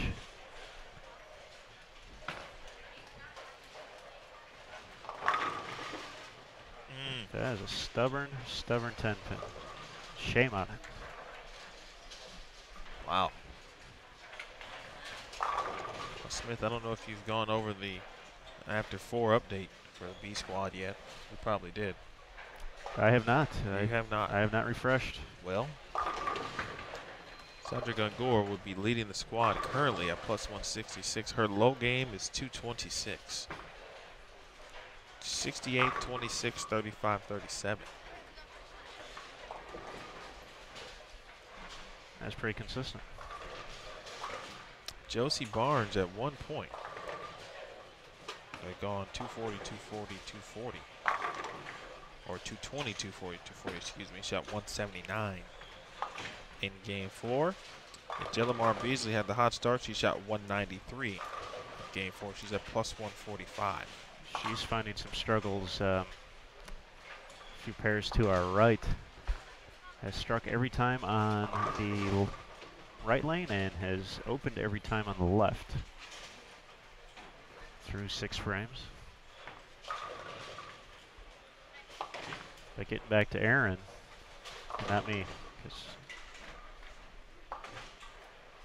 I'm much better on this side than the other side. Shouldn't be bowling anyway. But this just kind of feels like an event that's awaiting for her. I feel the games, the talent.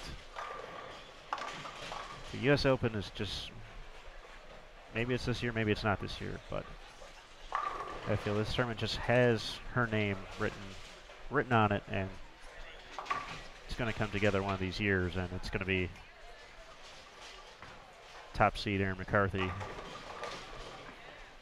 Waiting to find out who she's going to face in the title match.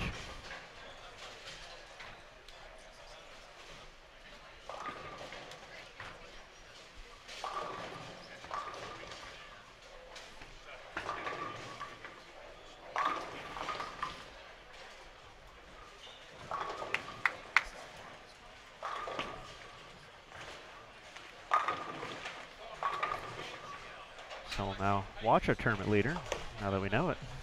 Or our squad leader, I should say. Ironically, kind of at a similar place to what we saw average-wise. At least here in the early going, as that ball able to make it up the hill 210. But that 240 average was certainly out there through 6 on A squad. Tapered down a little bit. Gora, unfortunately, will not hit average this game already.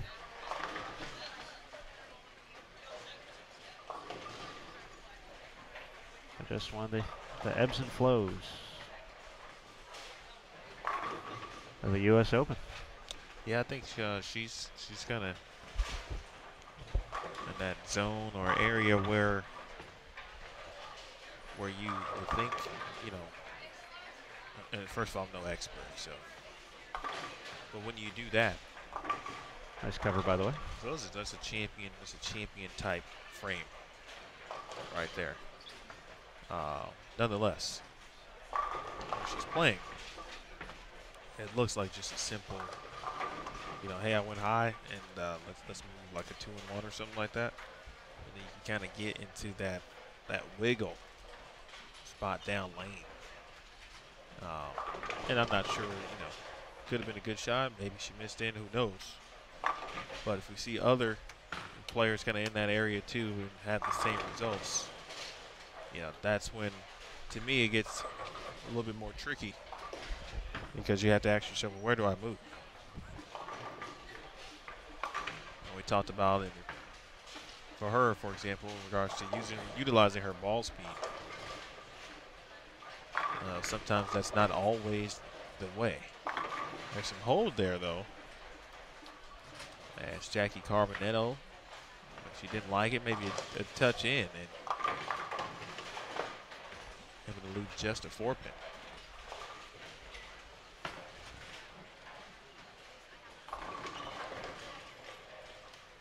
Looking on the 43-foot pattern. High volume, 31 milliliters. It's been a variety, an array of difficulties as well.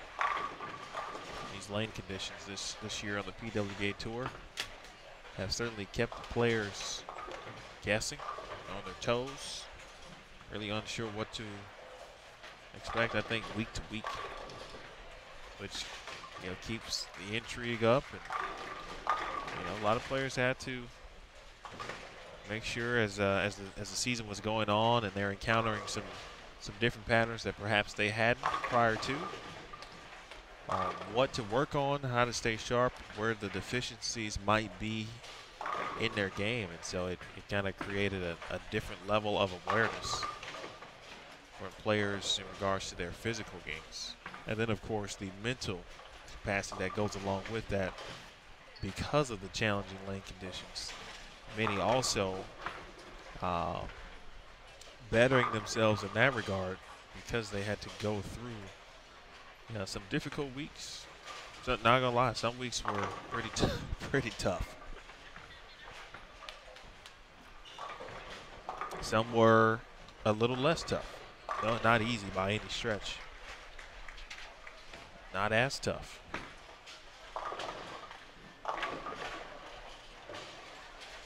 I think you can even, obviously going back to the start of the season, that very first week, it was Sonoma, right?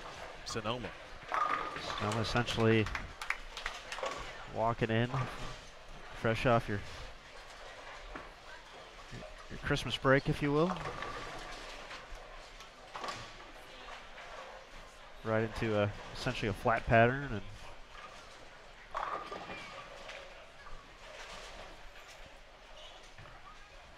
and it's continued, but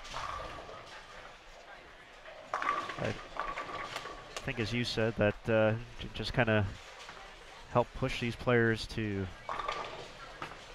not necessarily shy away from the challenge, but all right, this is what we're doing now. How am I going to get better to, find that extra 10 pins a game? Whether that's to make match play, make a show, make a check.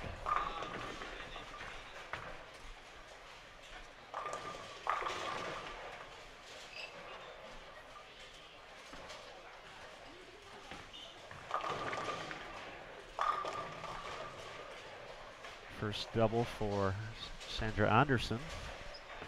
It's queen through 8, but hoping for a few more X's than 9s. Starting to get there. A little bit. Got a moto. Made a ball change last frame and finds the 1-3. Doesn't find the 10 pin dropping out though.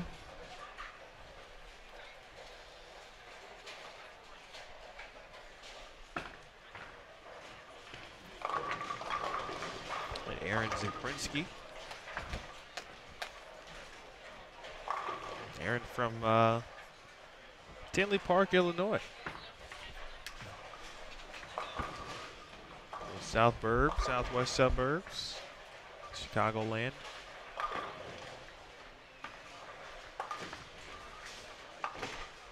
I just call it all Chicagoland. It's just because I don't know any better, because I really don't. The parameters of where certain things end up falling. And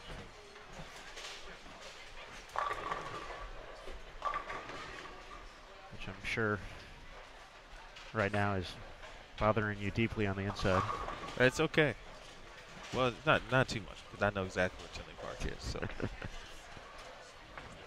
See, I know the name, and I know I've been there, but I couldn't tell you how to. From Northwest Indiana, I couldn't find my way there without MapQuest. Well, it's closer to you. Oh, that's good. I like close, but is that where they had the music theater at? The big outdoor theater? Is that Tinley Park? Yes. Okay. Yes, it is. All right. See, now we're next to CarMax. Next to CarMax, yes. See, now we're cooking with gas. Takes me a while sometimes. It went through a few name changes to the theater there, though. I don't recall what it is. It's the theater by the CarMax now. Yeah, that's what it is. The CarMax is the only thing that has stayed. Right on I-80. Big zone jump there from where we saw Brandy Calderon start. Finding some momentum late here, 3 in a row to set up the 10th.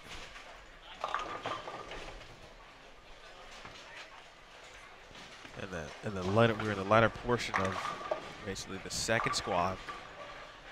And now 12 games bowled on these pairs.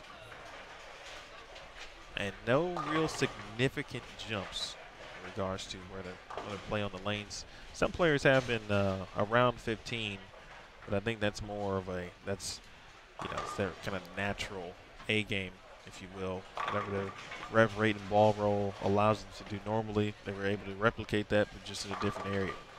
A little different than what we've seen from most players so far. Carbonetto. Shot. And Jackie again. And that 4-pin and struck.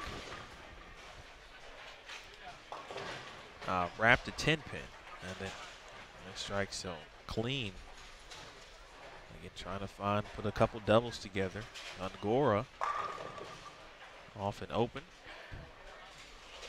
And all the players will hold up. Staff member going down to take care of some dead wood. Oh. Very, very nimble. Oh. He's like a gazelle up there. Look out. Serena Davis, unfazed, took care of her, what I believe was an 8-pin there. Big 10th frame for Gongora. She looked like she threw it hard. Not sure. But I admire players who can do that. Without taking away from what they naturally do well, yes. That's usually, fortunately for a lot of players, when the ball speed, they attempt to increase it, that means, hey, I'm throwing it harder, where that's the last thing you want to be doing is throwing the ball. But obviously these players very well trained. Now you gotta build that speed, that momentum from the lower body to get to the line, finding different ways to do that, all while still not necessarily helping it at the bottom to create more speed. Obviously that's going to get you in trouble.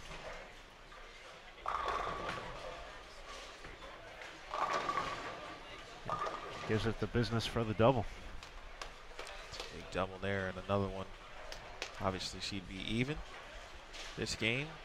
Missed the wicked messenger that knocked down the 4-pin for Brandy Calderon. Dr. Anderson shot 223. Sierra Kanemoto trying to figure some things out here. She's in that strike spare mode here on this pair.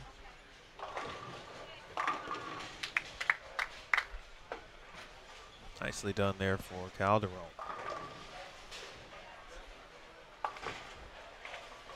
The way the players have played so far, I would say that's kind of a zone change in comparison to where she was. from the right-hander's perspective.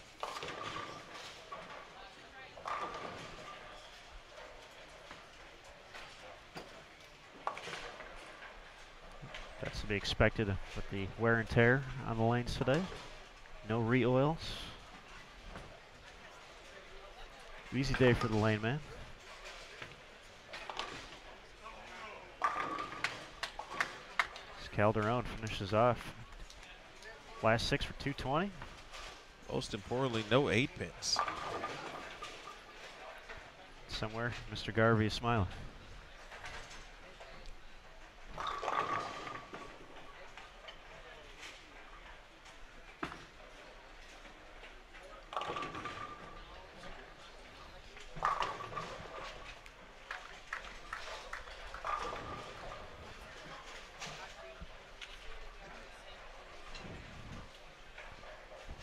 Girl will finish with 199, so she'll drop just 1 pin there in the plus-minus category.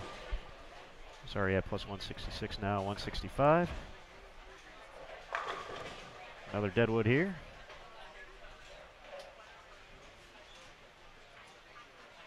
So players will wait up. Jackie looking for a full set of pins.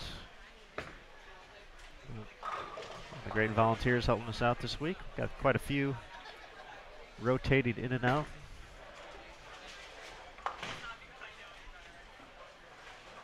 Taking care of everything. Jackie's had a pretty solid game here. Let's look at the 2 and 28.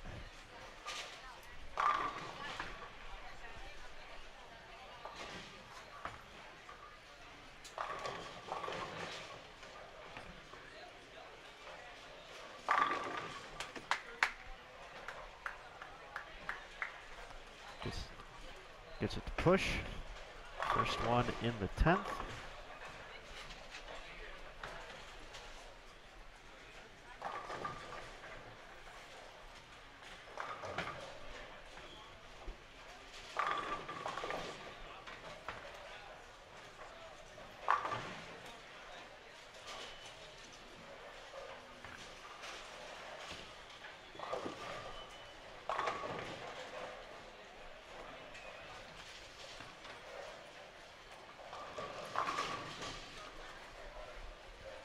Throws everything at the 7, doesn't cooperate. So she'll max out at 2-17 with the spare. Game 5 in the books. Players starting to move around, getting ready for game 6 of this 8-game block.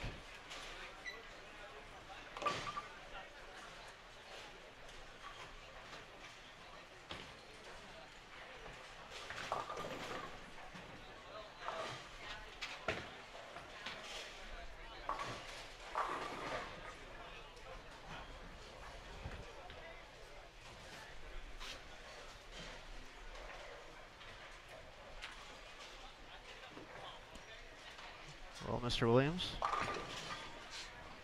I think I'm going to have to step out for a bit here and let you hopefully find a much more entertaining guest. But as we prepare for the end of the block, I'd have to start tabulating some scores and see if anyone can catch Ashley Galante, our early round leader. But thanks for letting me join you. I suppose I'll be back later. Yeah, I think you will. All right. We'll get Matt Canzar on here at some point. One way or another.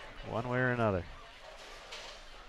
One way or another. Well, I'm going to take a small break as well because it's important to do that from time to time. You got to pace yourself with the U.S. Open, the U.S. Women's Open. Game 6 is upon us. Daria Kovalova, Jennifer Russo, and Beauty Get Popular, Josie Ernest Barnes, Michelle McConnell, and Robin Renslow. I'll be back with you momentarily. You're watching the 2017 U.S. Women's Open.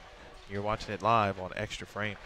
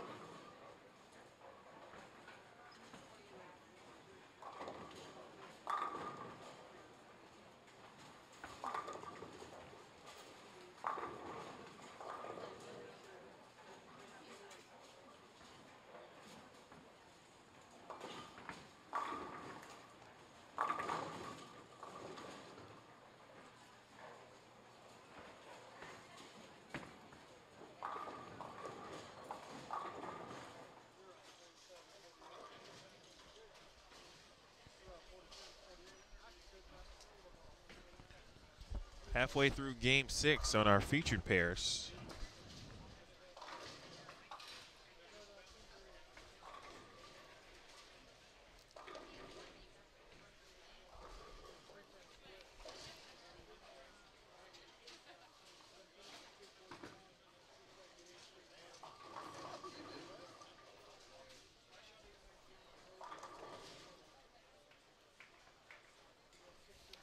Michelle McConnell had the front 5, 9 spare, and now some trouble here at the split.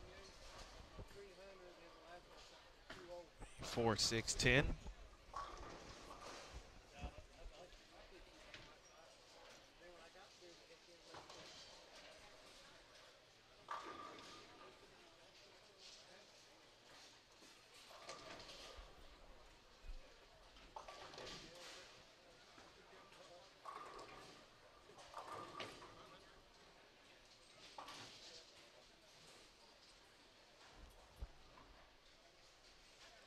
Renslow, Josie Barnes.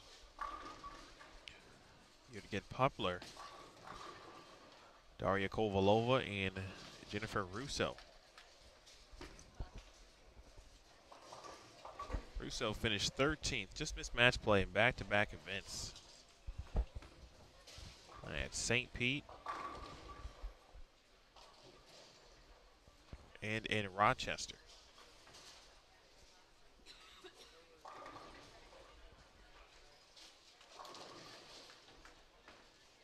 Here is Barnes.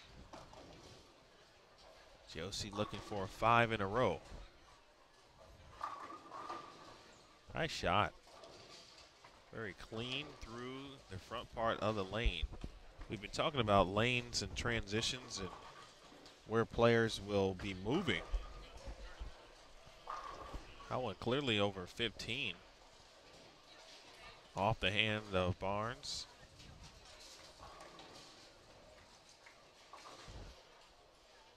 Leads me to wonder, will we have some players get to 20 or left of 20? With a double burn? My first thought was no, but that's why the games have to be played. Kovalova. Daria is a player. She's got it, of course, from the Ukraine. Where everything in Wichita State, Player of the Year, First Team All-American, MVP, etc. Here's Bjørgit Poplar. Talked about the USBC Queen show from 2016. Sandra Anderson was on that show. Danielle Mccune, of course, competing on that show. Bjørgit Poplar was also on that show. And she nearly broke a qualifying scoring record last year. Bowled a few events this year. She has made a show at the Orlando Open. She'll be competing this week.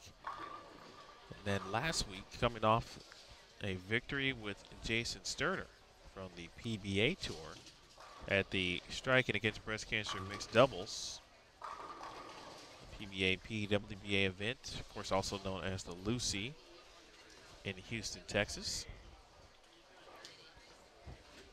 It's been a fun few weeks in a sense for Bjørgit because she was going to bowl the 2 Florida stops and Rochester no matter what. At the time, unsure if she could bowl or was going to bowl the U.S. Women's Open because she had some duties and some responsibilities not only at home in Germany, but also she was representing Germany at the World Games, which was last week as well. And so did not have a flight booked. Wow.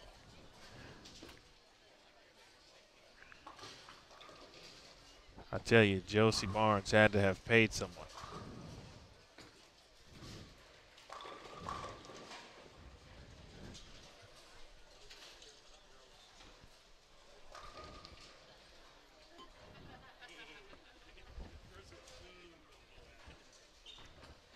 How about that break for Barnes? Back to Poplar. So, again, having already was going to bowl those 3 stops, did not buy a ticket to the U.S. Women's Open at the time. Wasn't sure, hadn't made a show, yada, yada. Of course, the first show of the East Coast Swing, she makes it. So she has to buy a ticket to the U.S. Women's Open. And, of course, if you're going to go and participate because you have a tape show, you're going to bowl the U.S. Women's Open, which she is doing currently. Then, of course, by chance, she flew into Houston because it was a little bit cheaper. She was just going to make the drive from Houston to Dallas and essentially eventually to Plano here to compete this week. But because she was flying into Houston early, that allowed an opportunity to bowl the Lucy as a replacement partner for Jason Sterner. And, of course, they go on to win the event. So, pretty cool but tiring events here for Beauty Get Popular. We'll have more about her throughout the week. Be on the lookout for that on pwba.com.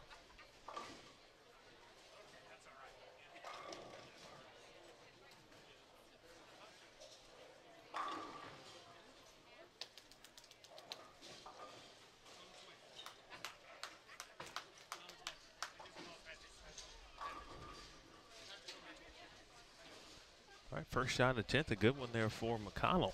One more, she'll get to the 240s. Gongora, 1 pair, 2 hour right, 9 spare, 6 spare, 4 backer. Let's take a look at our standings. B squad after 5 games. Jody Golick, 258, 216, 215, 238, 255. For the Schaumburg, Illinois native, who came just pins away from making the televised stepladder finals at the U.S. Women's Open last year. Almost moving ahead of Liz Johnson in the process. But Jody is now at plus 182 after 5 games to lead B squad. Good shot. Connell now be in the 240s. Kovalova, a strike will give her 240 even. There it is. Ball crushing the 8-pin on its way to the deck. 240 for Kovalova. Dasha.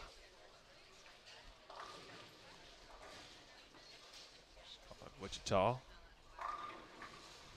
Better shot there for Barnes. 223 for Jose.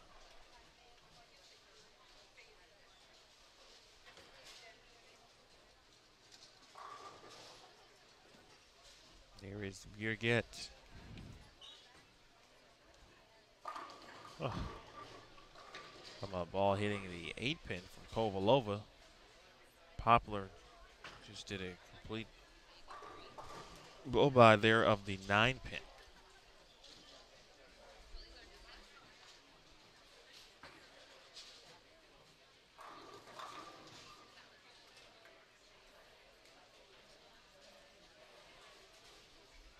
Nice game there for McConnell, 244. Heck of a shot from Russo, and that 10-pin just wiggles. We've seen that 10-pin on that very lane. Do that a few times. Other time it was to a different player, but it did happen. How it's Renslow. Make it 4 in a row for former Vanderbilt University standout. Coach and former player essentially get to cross together this week. There's a few Vanderbilt players now on tour. Alums, Josie, of course, Robin Renslow, Amanda Fry, and most recently Giselle Poss.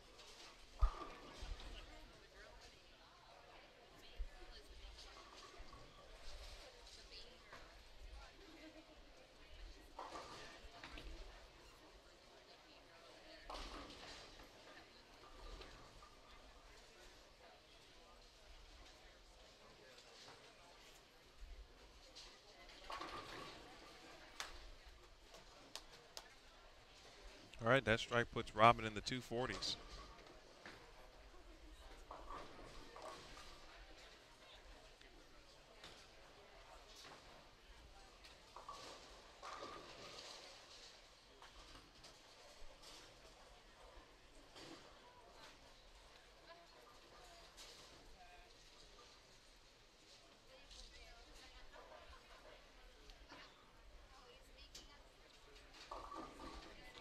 .221 for Poplar. Russo shoots .192.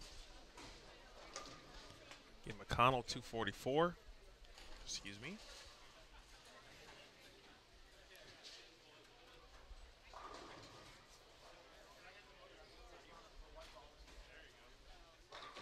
Barnes shoots .223 and .246 for Robin Renslow. Pretty good game for the Cross there. All right, we're on to game number 7.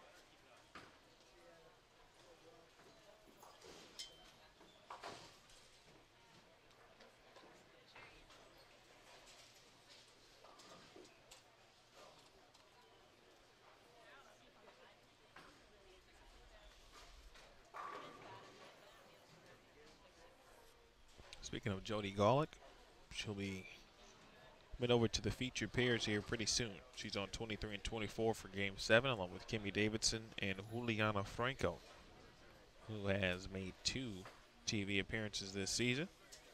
25 and 26, we'll have April Hopkins from Waxahachie, Texas, Isabella Correa, and Brittany Himmelreich.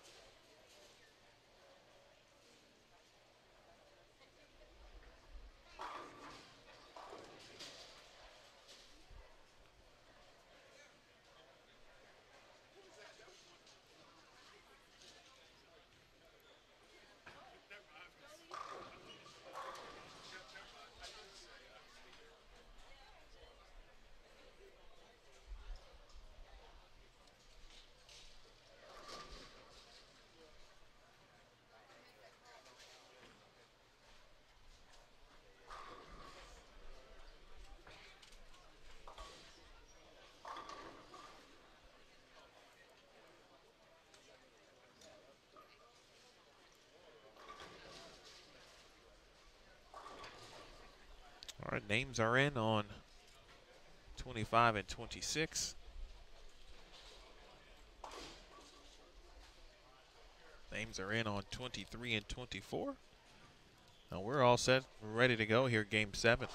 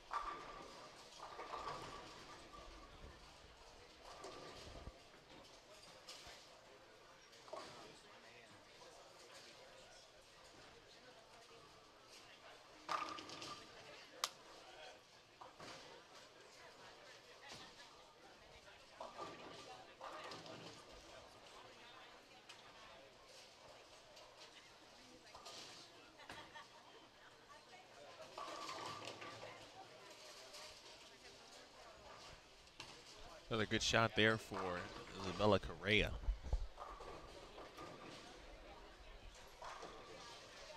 Golick with a bad break, leaving the pocket 7-10.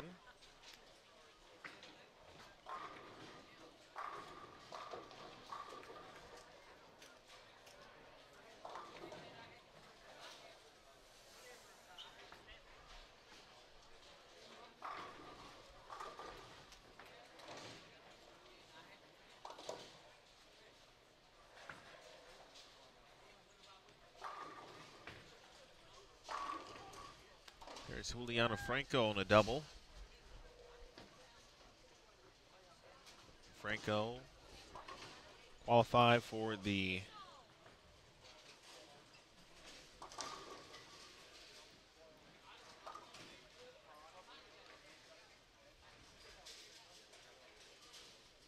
Wichita Open.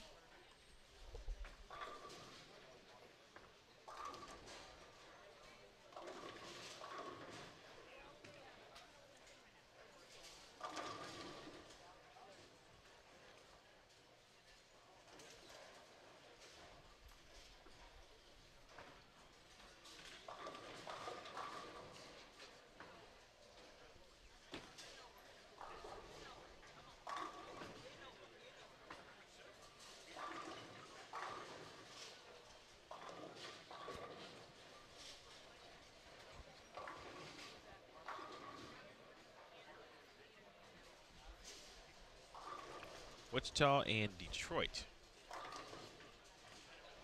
Two events that Juliana appeared on television. Himmelreich with the front four. Looks like everyone is now through game 6 and on to game 7. Some a little bit faster than others. Looks like we've got the faster pairs at this point.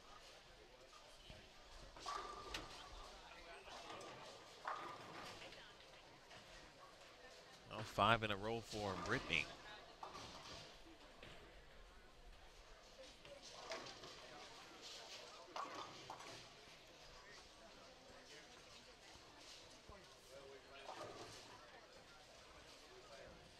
Kimmy Davidson clean through the first couple here. So since everyone is through, let's check our scores. Updated as of yet.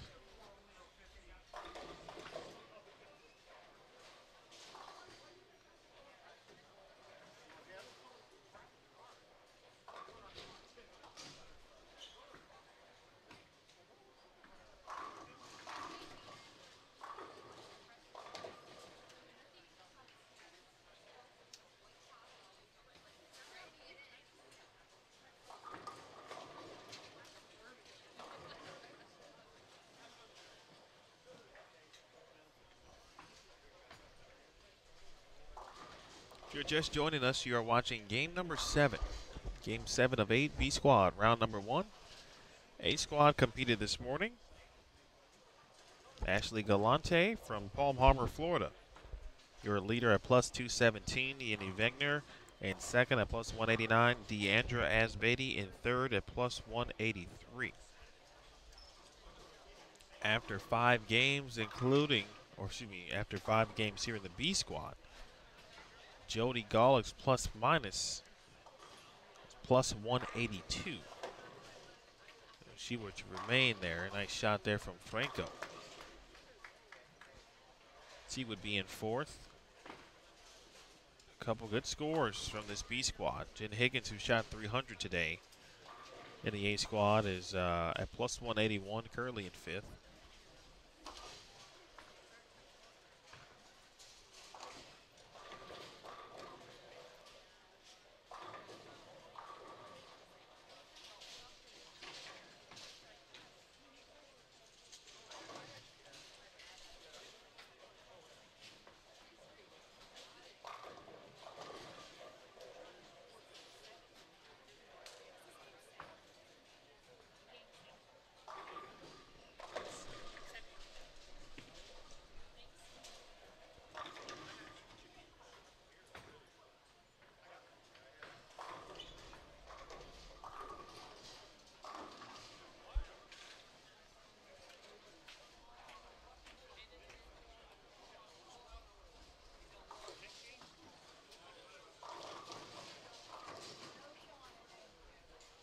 Himmelreich now with the front 6.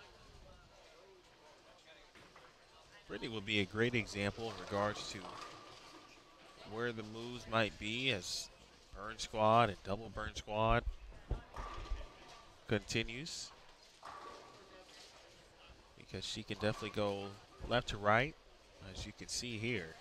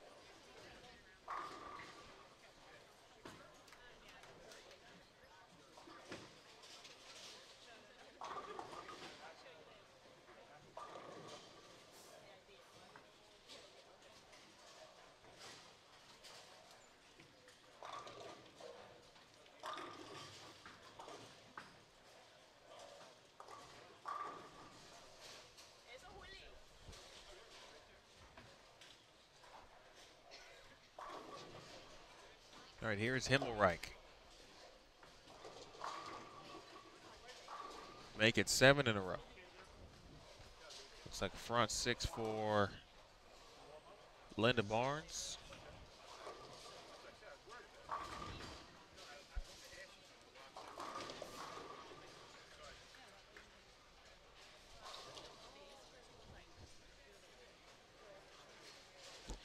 All right, here's our updated standings after 6. Sandra Anderson now leading B squad at plus 181.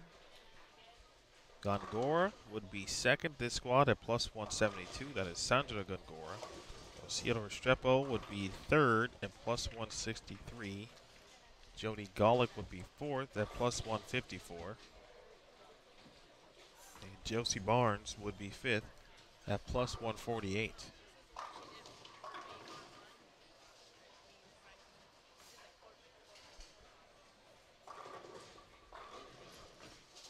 Nice shot there for Correa. This fella throws it really well. The more experience she gets, the better she is going to be. Represents Colombia in international competition. Speaking of Colombian bowling, Juliana Franco also representing Colombia.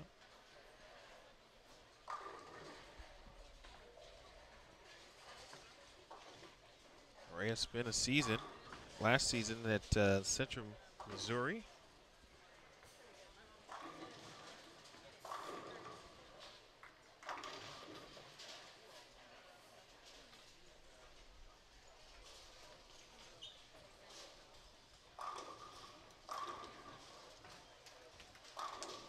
Front 8 for Himmelreich.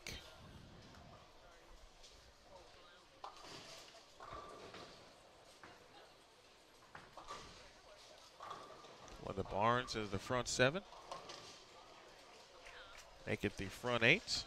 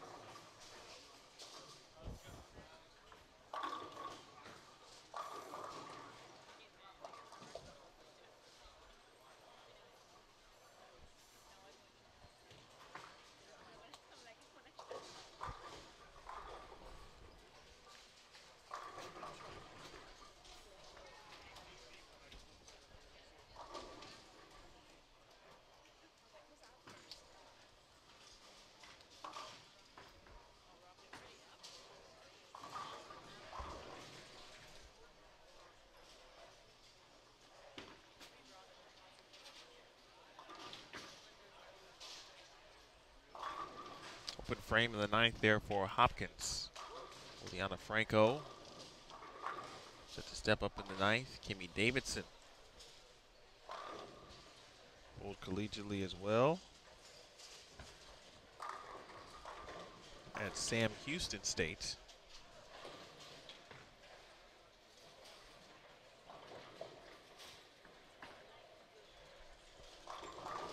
He was the first bowler to ever sign with Sam Houston State at the beginnings of the program. Two players going for 9 consecutive strikes, Linda Barnes and Brittany Himmelreich. Barnes is off camera. She's going first. Ball on the lane. She's got the front 9. Himmelreich, she has it too.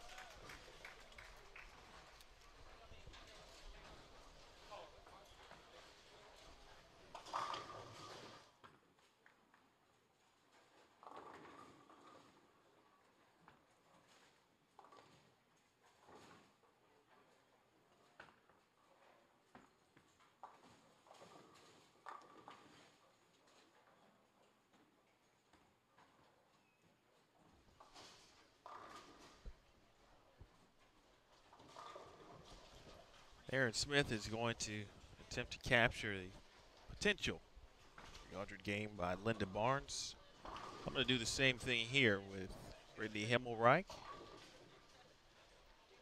So you'll be hearing some natural sound when Himmelreich is up, as I'll be in the settee area.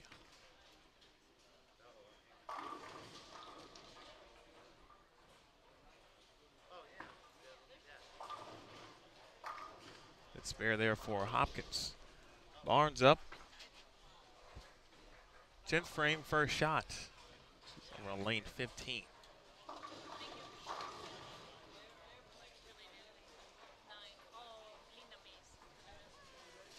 Looks like what could be a 10-pin.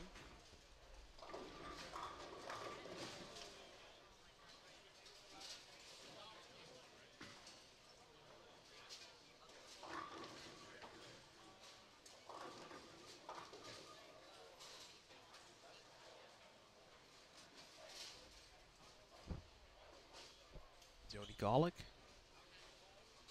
Strike will give her 206. Davidson, spare strike.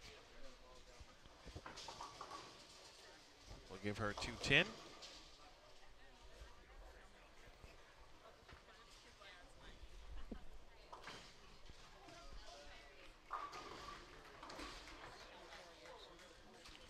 Barnes with 9 spare, so she can get to 279. Now Brittany Himmelreich as Aaron Smith has snuck in.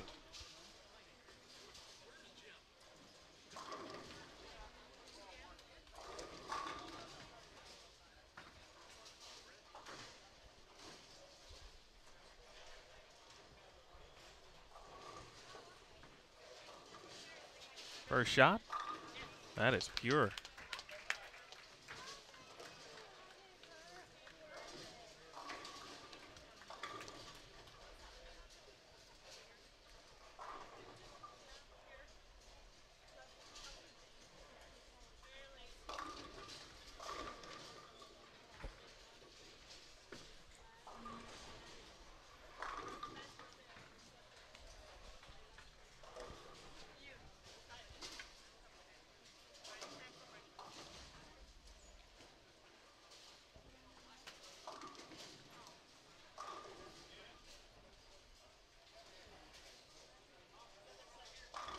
Second shot, Himmelreich. Get some help. Good carry on the 10. Front 11 for Himmelreich now.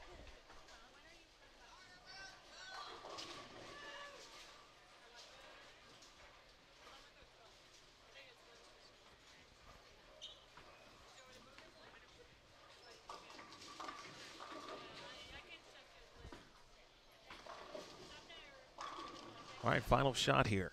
Himmelreich for the second perfect game.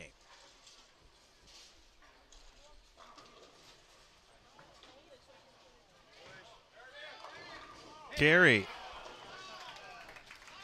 A light 8-pin $2.99 for Brittany Himmelreich. Nice game.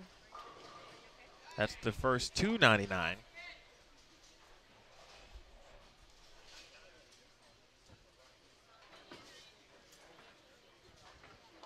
Of the event. Of course, nearly the second 300 game. It comes here in game number 7. And congrats there, some fireworks for Brittany Himmelreich. If the husband is watching, well,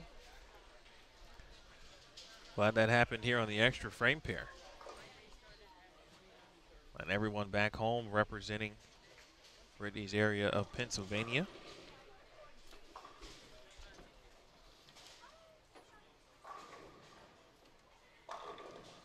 Persona.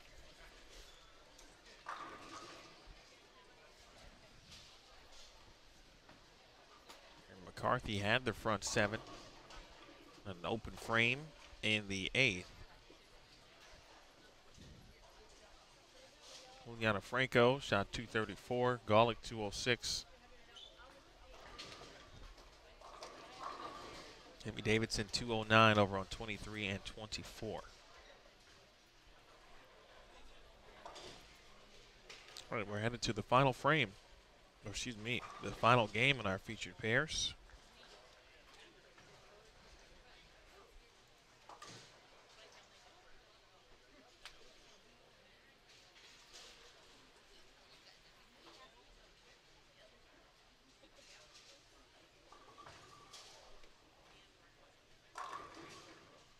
We'll try to give you some type of bonus coverage if we can.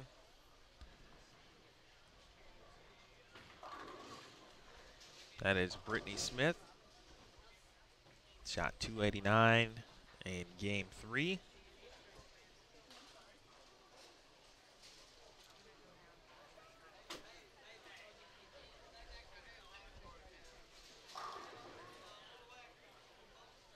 McCarthy.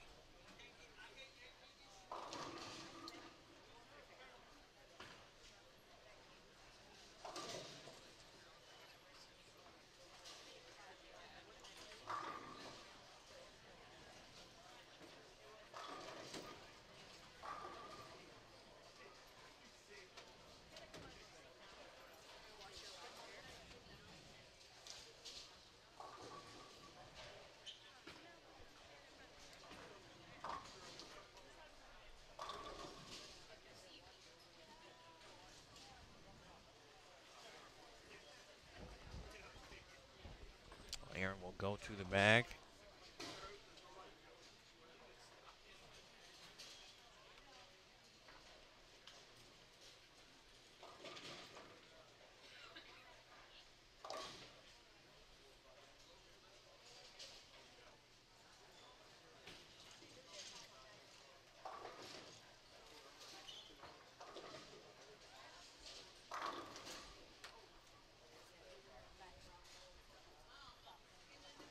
All right, Stones at 7-pin does McCarthy. It's in the 240s, though.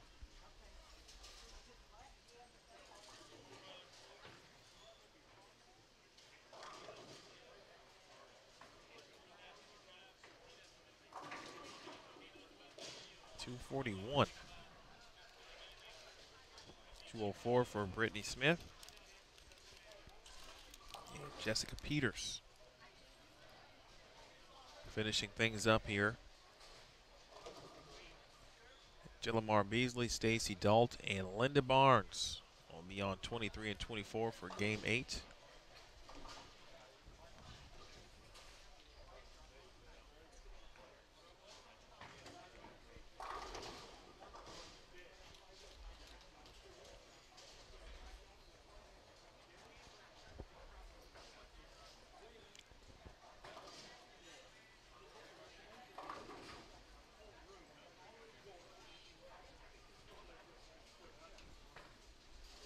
$245 there for Peters.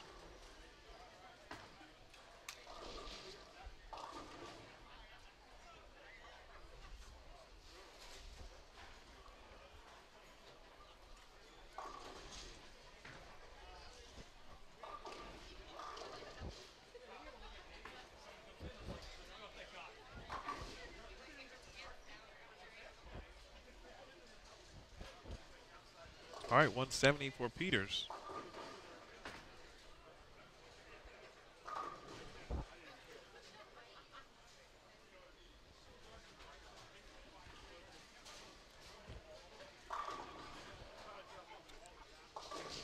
And 24 set to get underway here momentarily.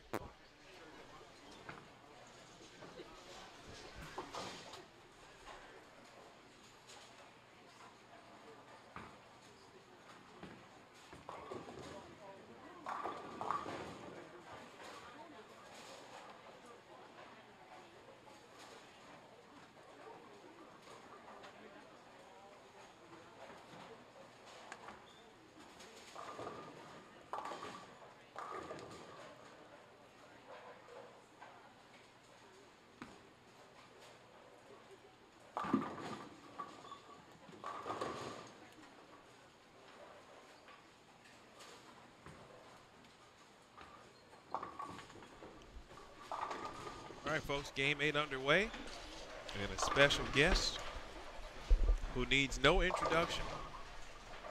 Is your real name Christopher? I can't even go there. Chris Barnes is joining us, folks. Sir, how are you? I'm good, thank you, sir. Welcome. What have you seen through the masterful eyes of yourself? Obviously, Linda coming off a great game. Had the front nine. I know you've got some other staff players in the field as well. What's the lanes been looking like? Well, house characteristic here is the front will tend to hook, and it tends to cliff up and makes the back end look a little tighter. And there's a little speed bump in the pattern down lane 2, which will help it look a little bit tighter. And so really, even with more defined friction than they've had for most of the season, exception maybe 1 or 2 stops, they started out pretty easy, but they've almost gotten tougher as they've gone because the pair-to-pairs are pretty difficult. Lots of friction in the front. You stand on top of it, it hooks way too much to stand on top of it. And then once you get left of it, it does and misses the front. It gets pretty tricky. So there's been lots of wet dry both front to back and left to right. And the ones that get it, because there is some shape and there's some ratio there, are getting some big scores, but it moves from zone to zone, from pair to pair, and so it's tough to go across the house right now and get big scores. It's a better shot. Good shot there from Linda. That's good information because I was talking with Aaron, and we're wondering what would take place in regards to the burn, double burn, the transition, the fronts burning up in certain places. What are the moves? What will the players do? Will some jump left? And you saw some that you get it left or you get it right and it kind of wiggles and then it starts early, etc. And you just kind of broke that down. Yeah, I think actually the pattern has the most shape, actually right of 5, but I would guess A squad did not play right of 5 very much.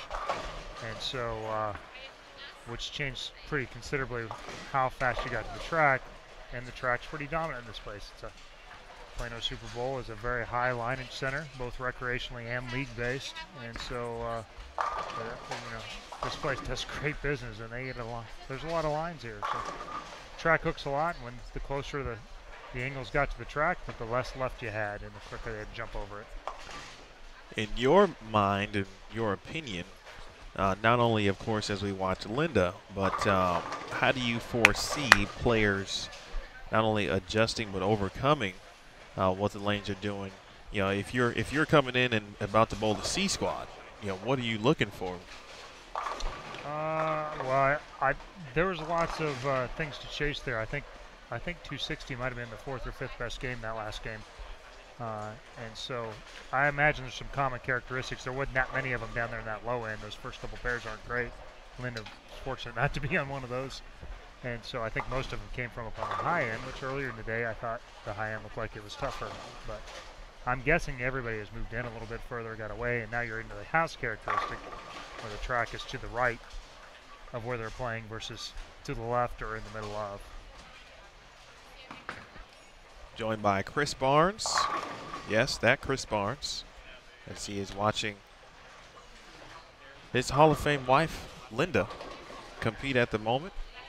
And then some other staff players as well. What type of, for those who like to know, ball motions, ball shapes, what has been working that you've seen so far today this squad and even before?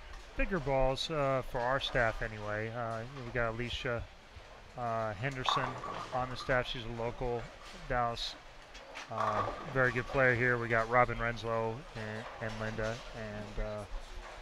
and then Shannon Sellens who throws some of our stuff from time to time. And so we've been around DCT with some covert ops and some truce, which are all lower RG, high flaring balls with from medium to slower response covers, and that's because of all the wet dry that's on the lane.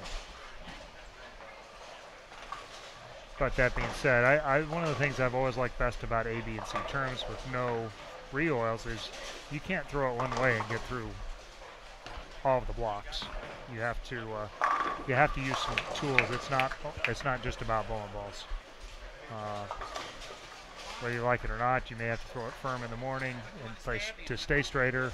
At some point, you may have to even out the wet dry that way, or you may have to get slower and bigger balls to even it out with balls instead, and get around it at times to make it hook enough in the back, and other times roll it to make it not overhook. And so I always like these tournaments and the challenges they provide, and the length and duration tends to, well, I suppose I like it because it favors what I like to do, which is I'm a fan of versatility, so and spend a lot of time working on it. So I'd rather see that than.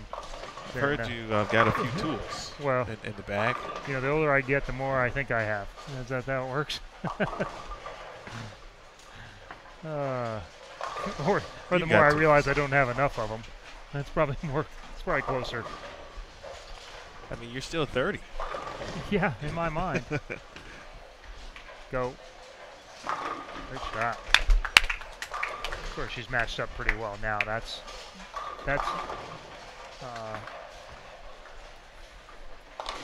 where controlling her ball speed, which is honestly not her favorite thing to do, but she struggled so much the first 5 or 6 games doing what she really wanted to do that she had to get to a spot where she had to do what you have to do, not what you want to do. And that's what these longer formats, I think they do. I think you have to, instead of trying to throw it better all the time, sometimes you just have to do what the lane and the patterns call for. And you put that speed bump in there, throwing it hard sometimes from anywhere, even medium speed. You have to throw it really hard so you can keep it online all the way, which Liz has done fairly successfully this year. Or you have to be able to get in and get soft and have some touch and do a lot like what's made Kelly Kulick a fantastic player for a long time, is her ability to control ball speed, control some axis rotations, do some things like that. Sharon O'Keefe, Bahowski on the left. You got players that consistently, and Danielle's working into that more. So she struggled a little bit early in the year. It wasn't a great year for players that wanted to be tweeners, kind of the medium firm side of things. You really firm like Liz and is it Sidi from Malaysia? Mm-hmm. They're very good at Sidley Jean. There you go. Yep. Yeah. Playing very, very direct and higher speeds and keeping it all on, or you had to be soft enough to be able to create hold with angle. And the ones in the middle didn't like life too much there for a while until really these shows that we're getting ready to film here at the end of this week, the 2 Florida shows in Rochester, where Danielle had a pretty good run. She did. And that she did. She's feeling okay physically, as she mentioned, and some of the things you just talked about.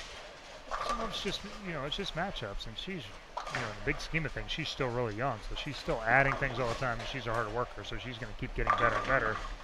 It's the one thing, I suppose, as opposed to last year, she was able to do what she liked to do most of the time, or within her pretty sizable toolbox, but the first part of the year was a little further outside than she liked, and her shot repetitions weren't as good as she liked, but when the lanes aren't matching up very well, you have to be really perfect. Not very many of us throw it as good as we think we need to. So I'll ask you after Linda's shot here in the 7th.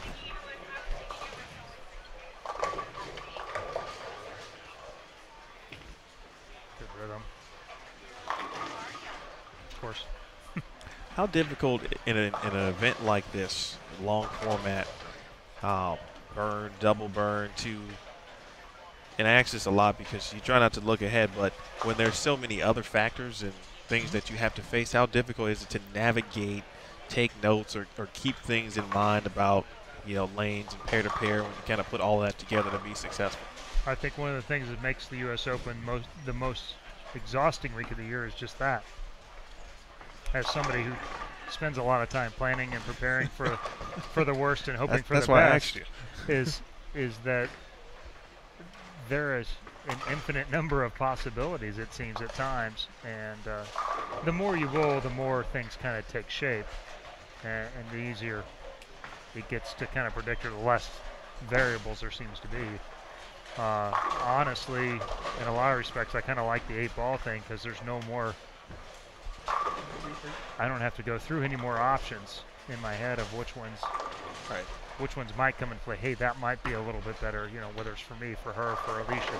And as a ball rep, now you have 5, 6, 7, 8, 9, 10 players that you have to think about. Okay, shit, let's do this. It's an exhausting process because I'm always trying to solve the puzzle, and now you have 10 puzzles instead of just one. And I'm confusing enough, so I don't, but each block, each squad adds more information and makes it a little easier to predict to at least some degree in generalities what's going to happen. And I was a little bit of a surprise today because the gutter was so good yesterday in practice that obviously A squad saw something different, or enough people saw something different that it chased a lot of players away from it. And so 6, 7, 8 broke down and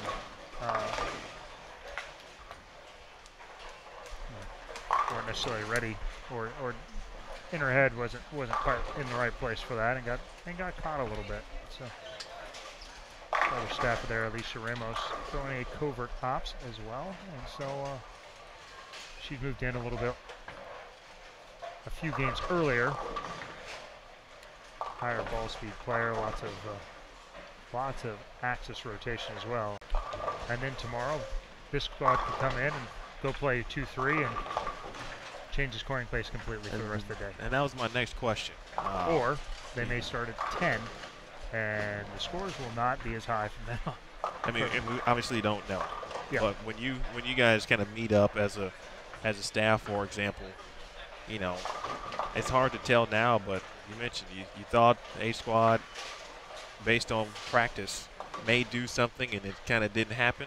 Yep. And would you go back to B squad bowls tomorrow on the fresh? You say, hey, did we go what we thought worked on Monday during practice, or did we kind of buck the trend still, and then, as you just said, maybe start even further left? And it depends on your skill sets. The strategy for Daria, whose ref rate's 450, is going to be different than the skill set for Alicia, whose ball speed's 19.5, 20 miles an hour, versus Linda, whose ref rate's in the 200s, the low 200s. So, Shot. If the gutter plays, obviously I'd like to play the gutter. And the easiest place to carry from, it'll be the easiest one to play pair to pair because there'll be less traffic close to it. But if people start playing 8, 9, 10, that'll be easy because then they'll stay away from the gutter. If they play 4, 5, the gutter will go away pretty quickly, which is what happened this morning. Another ring 10. Joined in the booth by Chris Barnes. Of course, watching Hall of Fame wife Linda. Also on this pair, and Jelemar Beasley. He's had a pretty decent day as well, along with Stacy Dalt. Dr. Dalt. Dr. Dalt. Family medicine doctor. How about that? Husband's trolling around here somewhere. Right behind us, actually. We gotta watch what we say. The doctor's wife, or husband, sorry. Rocio there on your pair. She's had a pretty good day. She had some struggles too. Going across the house, there's just been no bargain anywhere. And she got caught on a pair being a little bit further right than, at the beginning she was further left than everybody. and didn't move out of that zone quite quick enough. Got caught for a game. So Kelly's had some of the same thing. Regardless of your skill set or talent level, it's been tough going across the pairs. Some of them hook super early, some of them don't. At one point earlier this block, Kelly stopped over on 25 and 26, and the right lane looked to be an issue. Saw a lot of 210 type combinations from other players. It has since gotten better, and I imagine as more traction and so forth has taken place. I think the more you get into the track and where the natural play and the surface is, some of those topography things will even themselves out to a point because you're not playing so much back end anyway. But I don't anticipate that issue to go away on lane 26 that much this week. Good shot there from Dalton. Linda Barnes, Really frame. Good shot. Really good. It's been nice to catch another. Had a couple of those games which were both good and had a couple of ring 10s with this ball. But from where she was an hour ago, which is a little bit under, now looking at 70-80 over, which is not great, but not a you're not out of the. Not a downer. Yeah, completely. I mean, It always it could goes. be worse. The next move, she makes the flip with 2 games to go and pulls a bad game there and turns it into 50 under. Now you're Right. 250 back of the show, and if she's not here to get checks, she wants to. That's correct. That's what Hall of Famers do. They also do that, Stone 8, ring 10. but not the Stone 8 part. The good ring shot 10, ring part. 10, Stone 8. There you go. Dahl will try to convert the 4-9 on another good shot. She's rolled pretty well from the games that we have seen her in our general viewing area. Yeah, she's had a really nice day. Obviously, you've seen her all day because she's crossing the. Yeah, back and Okay. forth. I've been walking around a little bit between the players, but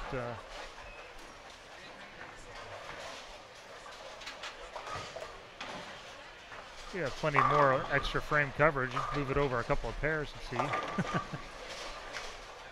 But the only 2 4s on this squad, unfortunately, have 2 of the more deliberate players, so they're going to take a little longer than everyone else anyway.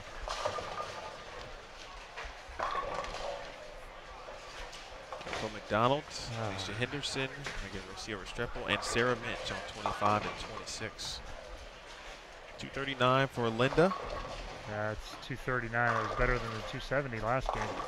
So I think that one could have been 290 without a whole lot of help. 260 certainly. So when we see Linda in the morning, what should we expect? Early and often, I think. Be looking at probably bigger balls unless the friction. It's hard to tell because they did go out, the house shot was out again last night for the Pro-Am, and the house shot here is a lot of friction. And so, and none of it, there is no oil outside of 8 in this place, or at least plays like that. So, maybe that's why people moved in. Maybe there was more friction in general. So it'll be interesting to see if the gutter, how much, 1, 2, 3 hooks in the morning. She'll certainly take a look out there.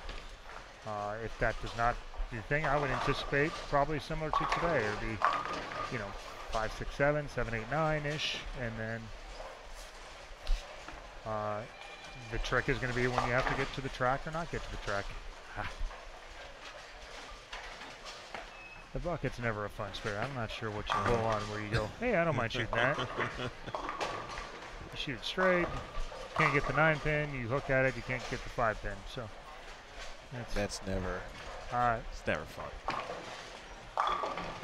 If you're shooting 6-count spares very much, you're not making very much money because it's very difficult to be more than about a 70% spare shooter at 6-count anything. Nice pair, 278 for Sarah Minch, 226 for Jelemar Beasley, 208 for Stacy Dahl, and 239 for Linda Barnes on 23 and 24. But that'll do it for 23 and 24. 25 and 26 will take us home. Here as we go to the end of game 8. Nice shot for Rocio, and a very patented Rocio post-shot reaction.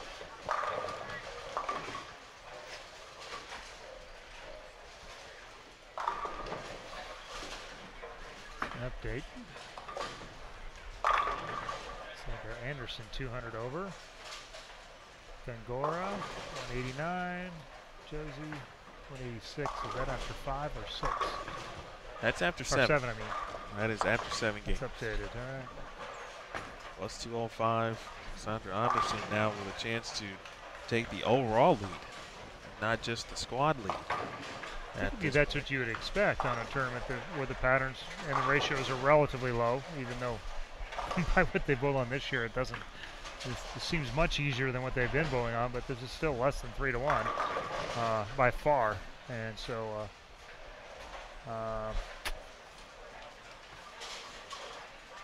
But it only takes one little blip. So let me ask you this: because of the way the A squad got off to such a great start this morning, it almost gave you the impression that if you wanted to make up pins potentially in this type of format, the fresh might be the way to do it. Have you ever experienced that in an event where it was actually like the fresh that was the better? It has become more and more. Not often, to be honest. Almost always, the more built-in friction on the lane to the right, the scores will get higher. But because the friction on the fresh is to the right, some of the scores they'll be much more mix and match. When they get cliffed a little bit like that, especially in the front, you'll have certain players that can take advantage of it and will shoot monster scores, and then the ones that can't quite figure it out will. I mean, literally, there's the haves and the have-nots, where you have the 180s and 190s too. I don't care what they say, you're pretty smart. Yeah. And you're good. Got to throw them. It doesn't matter where you play. There's a lot of people who know where to play. That's true. Bowler's not good enough. It doesn't matter about the advice. So,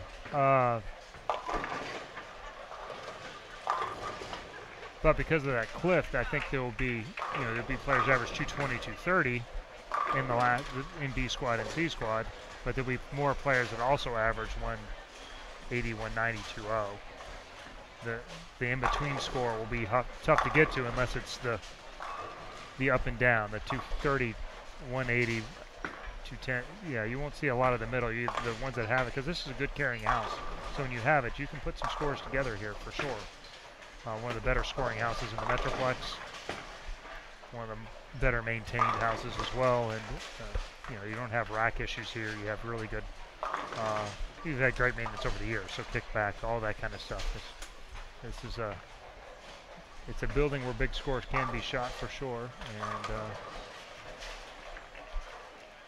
but they seem to be the best blended on A squad, and so it may be a case where really, getting score on the A may be the right way to go.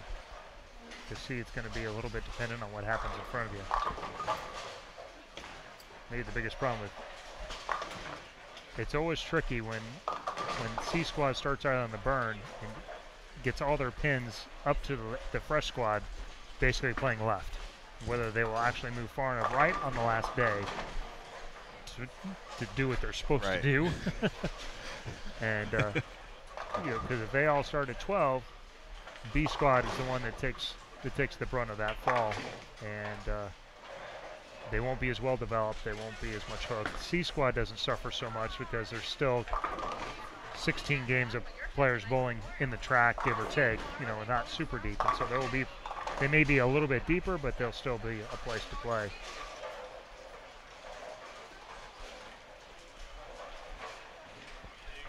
Joined by Chris Barnes,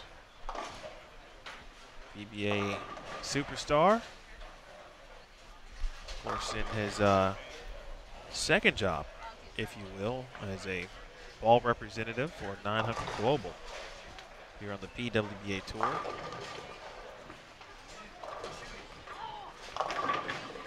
Tripled now, 4 in a row. Yeah, she got that one in and it actually went long.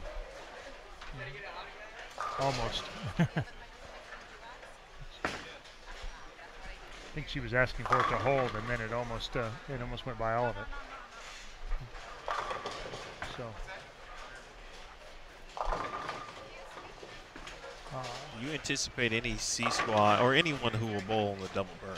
Obviously, because everyone will do it. We thought maybe no one really gets to 20. Oh yeah. But Jenny Wagner will. After watching this, absolutely. This is deeper than I thought. This is where I thought C squad would play, but because of the start was not 3-4 or 2-3, it was 7-8. Then you got to the track and you couldn't. You had to jump left of that, and so I didn't think it'd get quite this far in, but in the end it doesn't change a lot. I don't think you're not going to need super weak balls or anything like that, and so Jenny Wagner will end up at 20. Daria Payak will end up at least 20. Verity's on that squad as well. There's a ton of rev rate on Diana is on that C. spot, right? Yeah, and her rev rate's on the same boat, but she's not afraid to play 5 or 10 left of everybody else sometimes. And so I would anticipate she'll be in there as well. Just depends on how they want to manage that wet dry in the front. So yeah, I would say I don't know that anybody will get to 25 though. I don't think there's going to be any reason to get to there. A good shot there for Restrepo. Mitch missed the spare in the 6th. Now McDonald looking ahead to C squad. Some of the players that Chris mentioned. Leanne Holstenberg on that squad. There's another. She might get in that far. I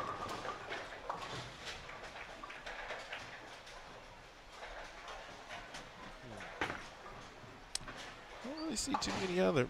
Yeah, maybe Lindsay. I don't think so. Maria Rodriguez. There's a lot. Katie Sutphin, Daria.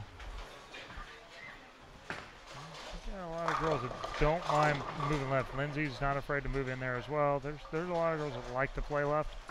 They're going to get what they like to see right off the bat.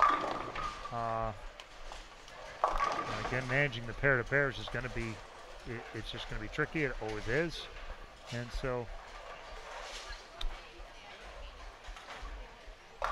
but I would still, it's very odd. Most time B squad is the highest scoring squad, and it may be one of the rare instances where A and C may be the higher scoring squads today. That's important. Today.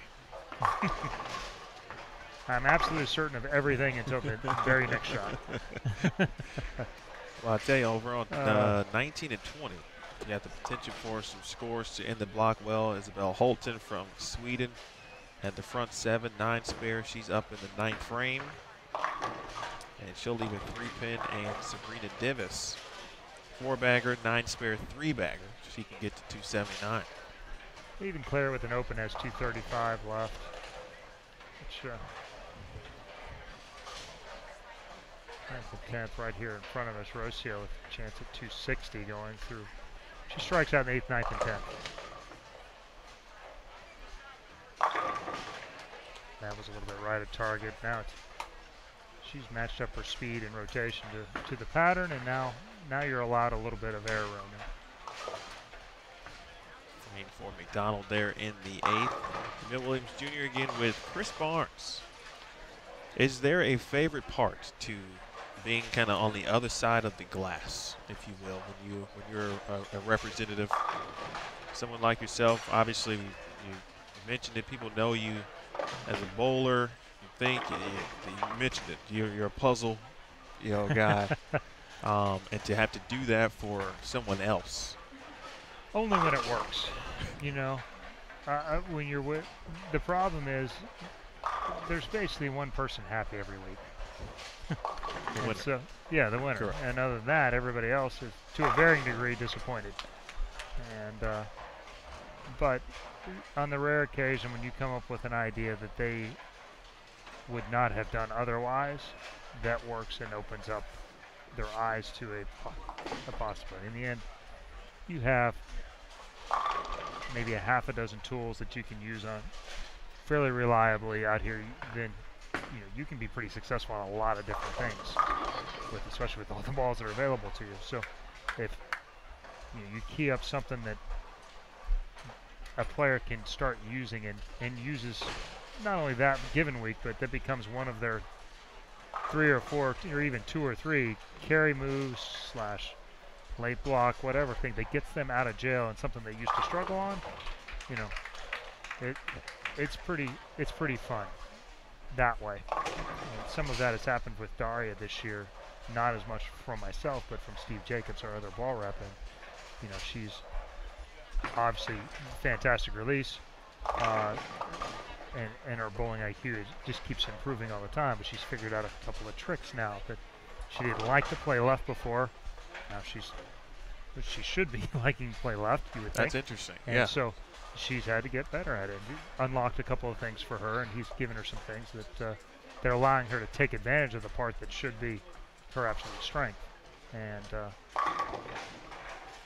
that's probably the rewarding part. But certainly, in the whole, it's much harder on this side because there's going to be people who struggle every week when you have enough players out there, and sometimes you can't make it right. You can't get it better. You don't have quite the right answers, and it gets away from you. 2 pin there for Henderson. As we are nearing the 10th frame inch here up in the 9th. There's got word from Aaron Smith that Sandra Gongora is currently the leader at plus 226. Looks like she shot at least 230 from what my eyes can tell me from here. I think she was 189 or so, 180, somewhere in that range. So yeah, that would make sense. New leader in the clubhouse. Of course, it won't be official until all the scores are in. Looks like 25 and 26 will be the last one's done. More than likely. Looks like, yep. A couple bowlers, one bowler. On the high end, one, and midway, and then 19 and 20 are in the 10th frame currently. Another good shot there from McDonald. No carry, though, as she leaves the 7 pin.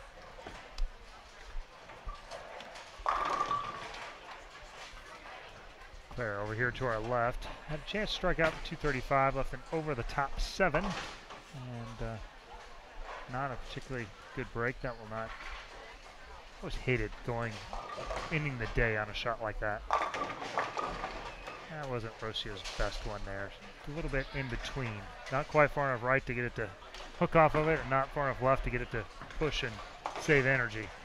That little dead zone, and that's the tricky one. When you get the ball that strikes on the in-between one, then that's when you can go run. But I think this 25 and 6, I think it is, at least today, I think it's played so far as one of the tougher pairs. And so 230 on this pair is going to be an excellent score and something you can.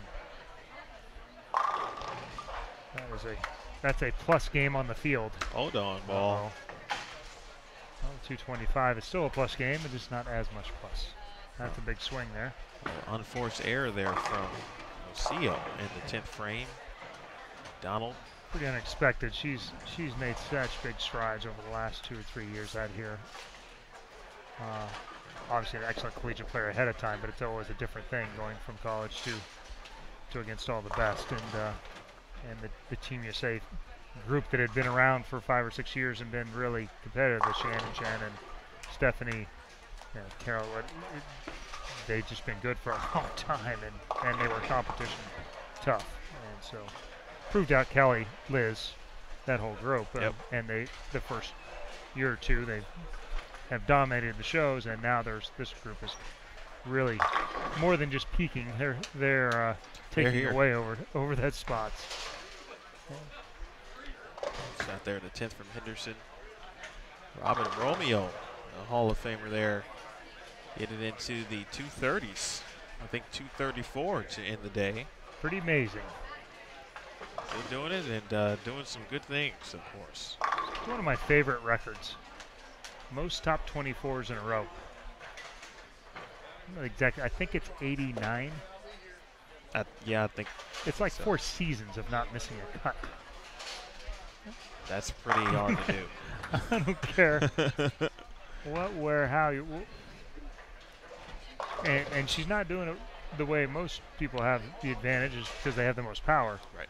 Obviously, she's an unbelievable shot maker that makes spares always, and to do that week in, week out for basically 4 years and never have an off week is amazing to me.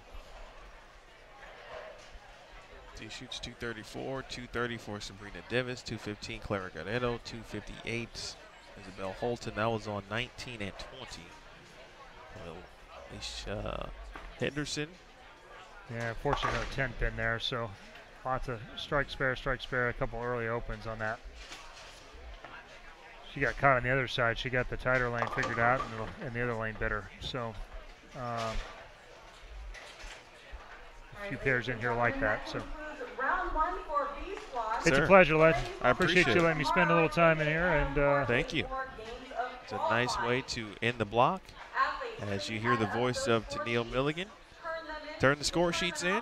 200 for Sarah Minch. They'll get them all tallied up. We'll have some updated standings. Be sure to check pwba.com/live or bowl.com/US Women's Open for all of your updated standings. Next squad, of course, C Squad at approximately 6:30 Central, 7:30 Eastern. 6:30 Central, 7:30 Eastern. C Squad, double burn. Be on the lookout for some of the things that Chris mentioned when you are watching C Squad. So for Mr. Barnes, Aaron Smith, and everyone who joined us, we'll see you in about an hour or so. I'm still waiting for you to come over to that hoops game. I'm coming over, All right. and there's going to be trouble. 2017 U.S. Women's Open. Back with you live on Extra Frame.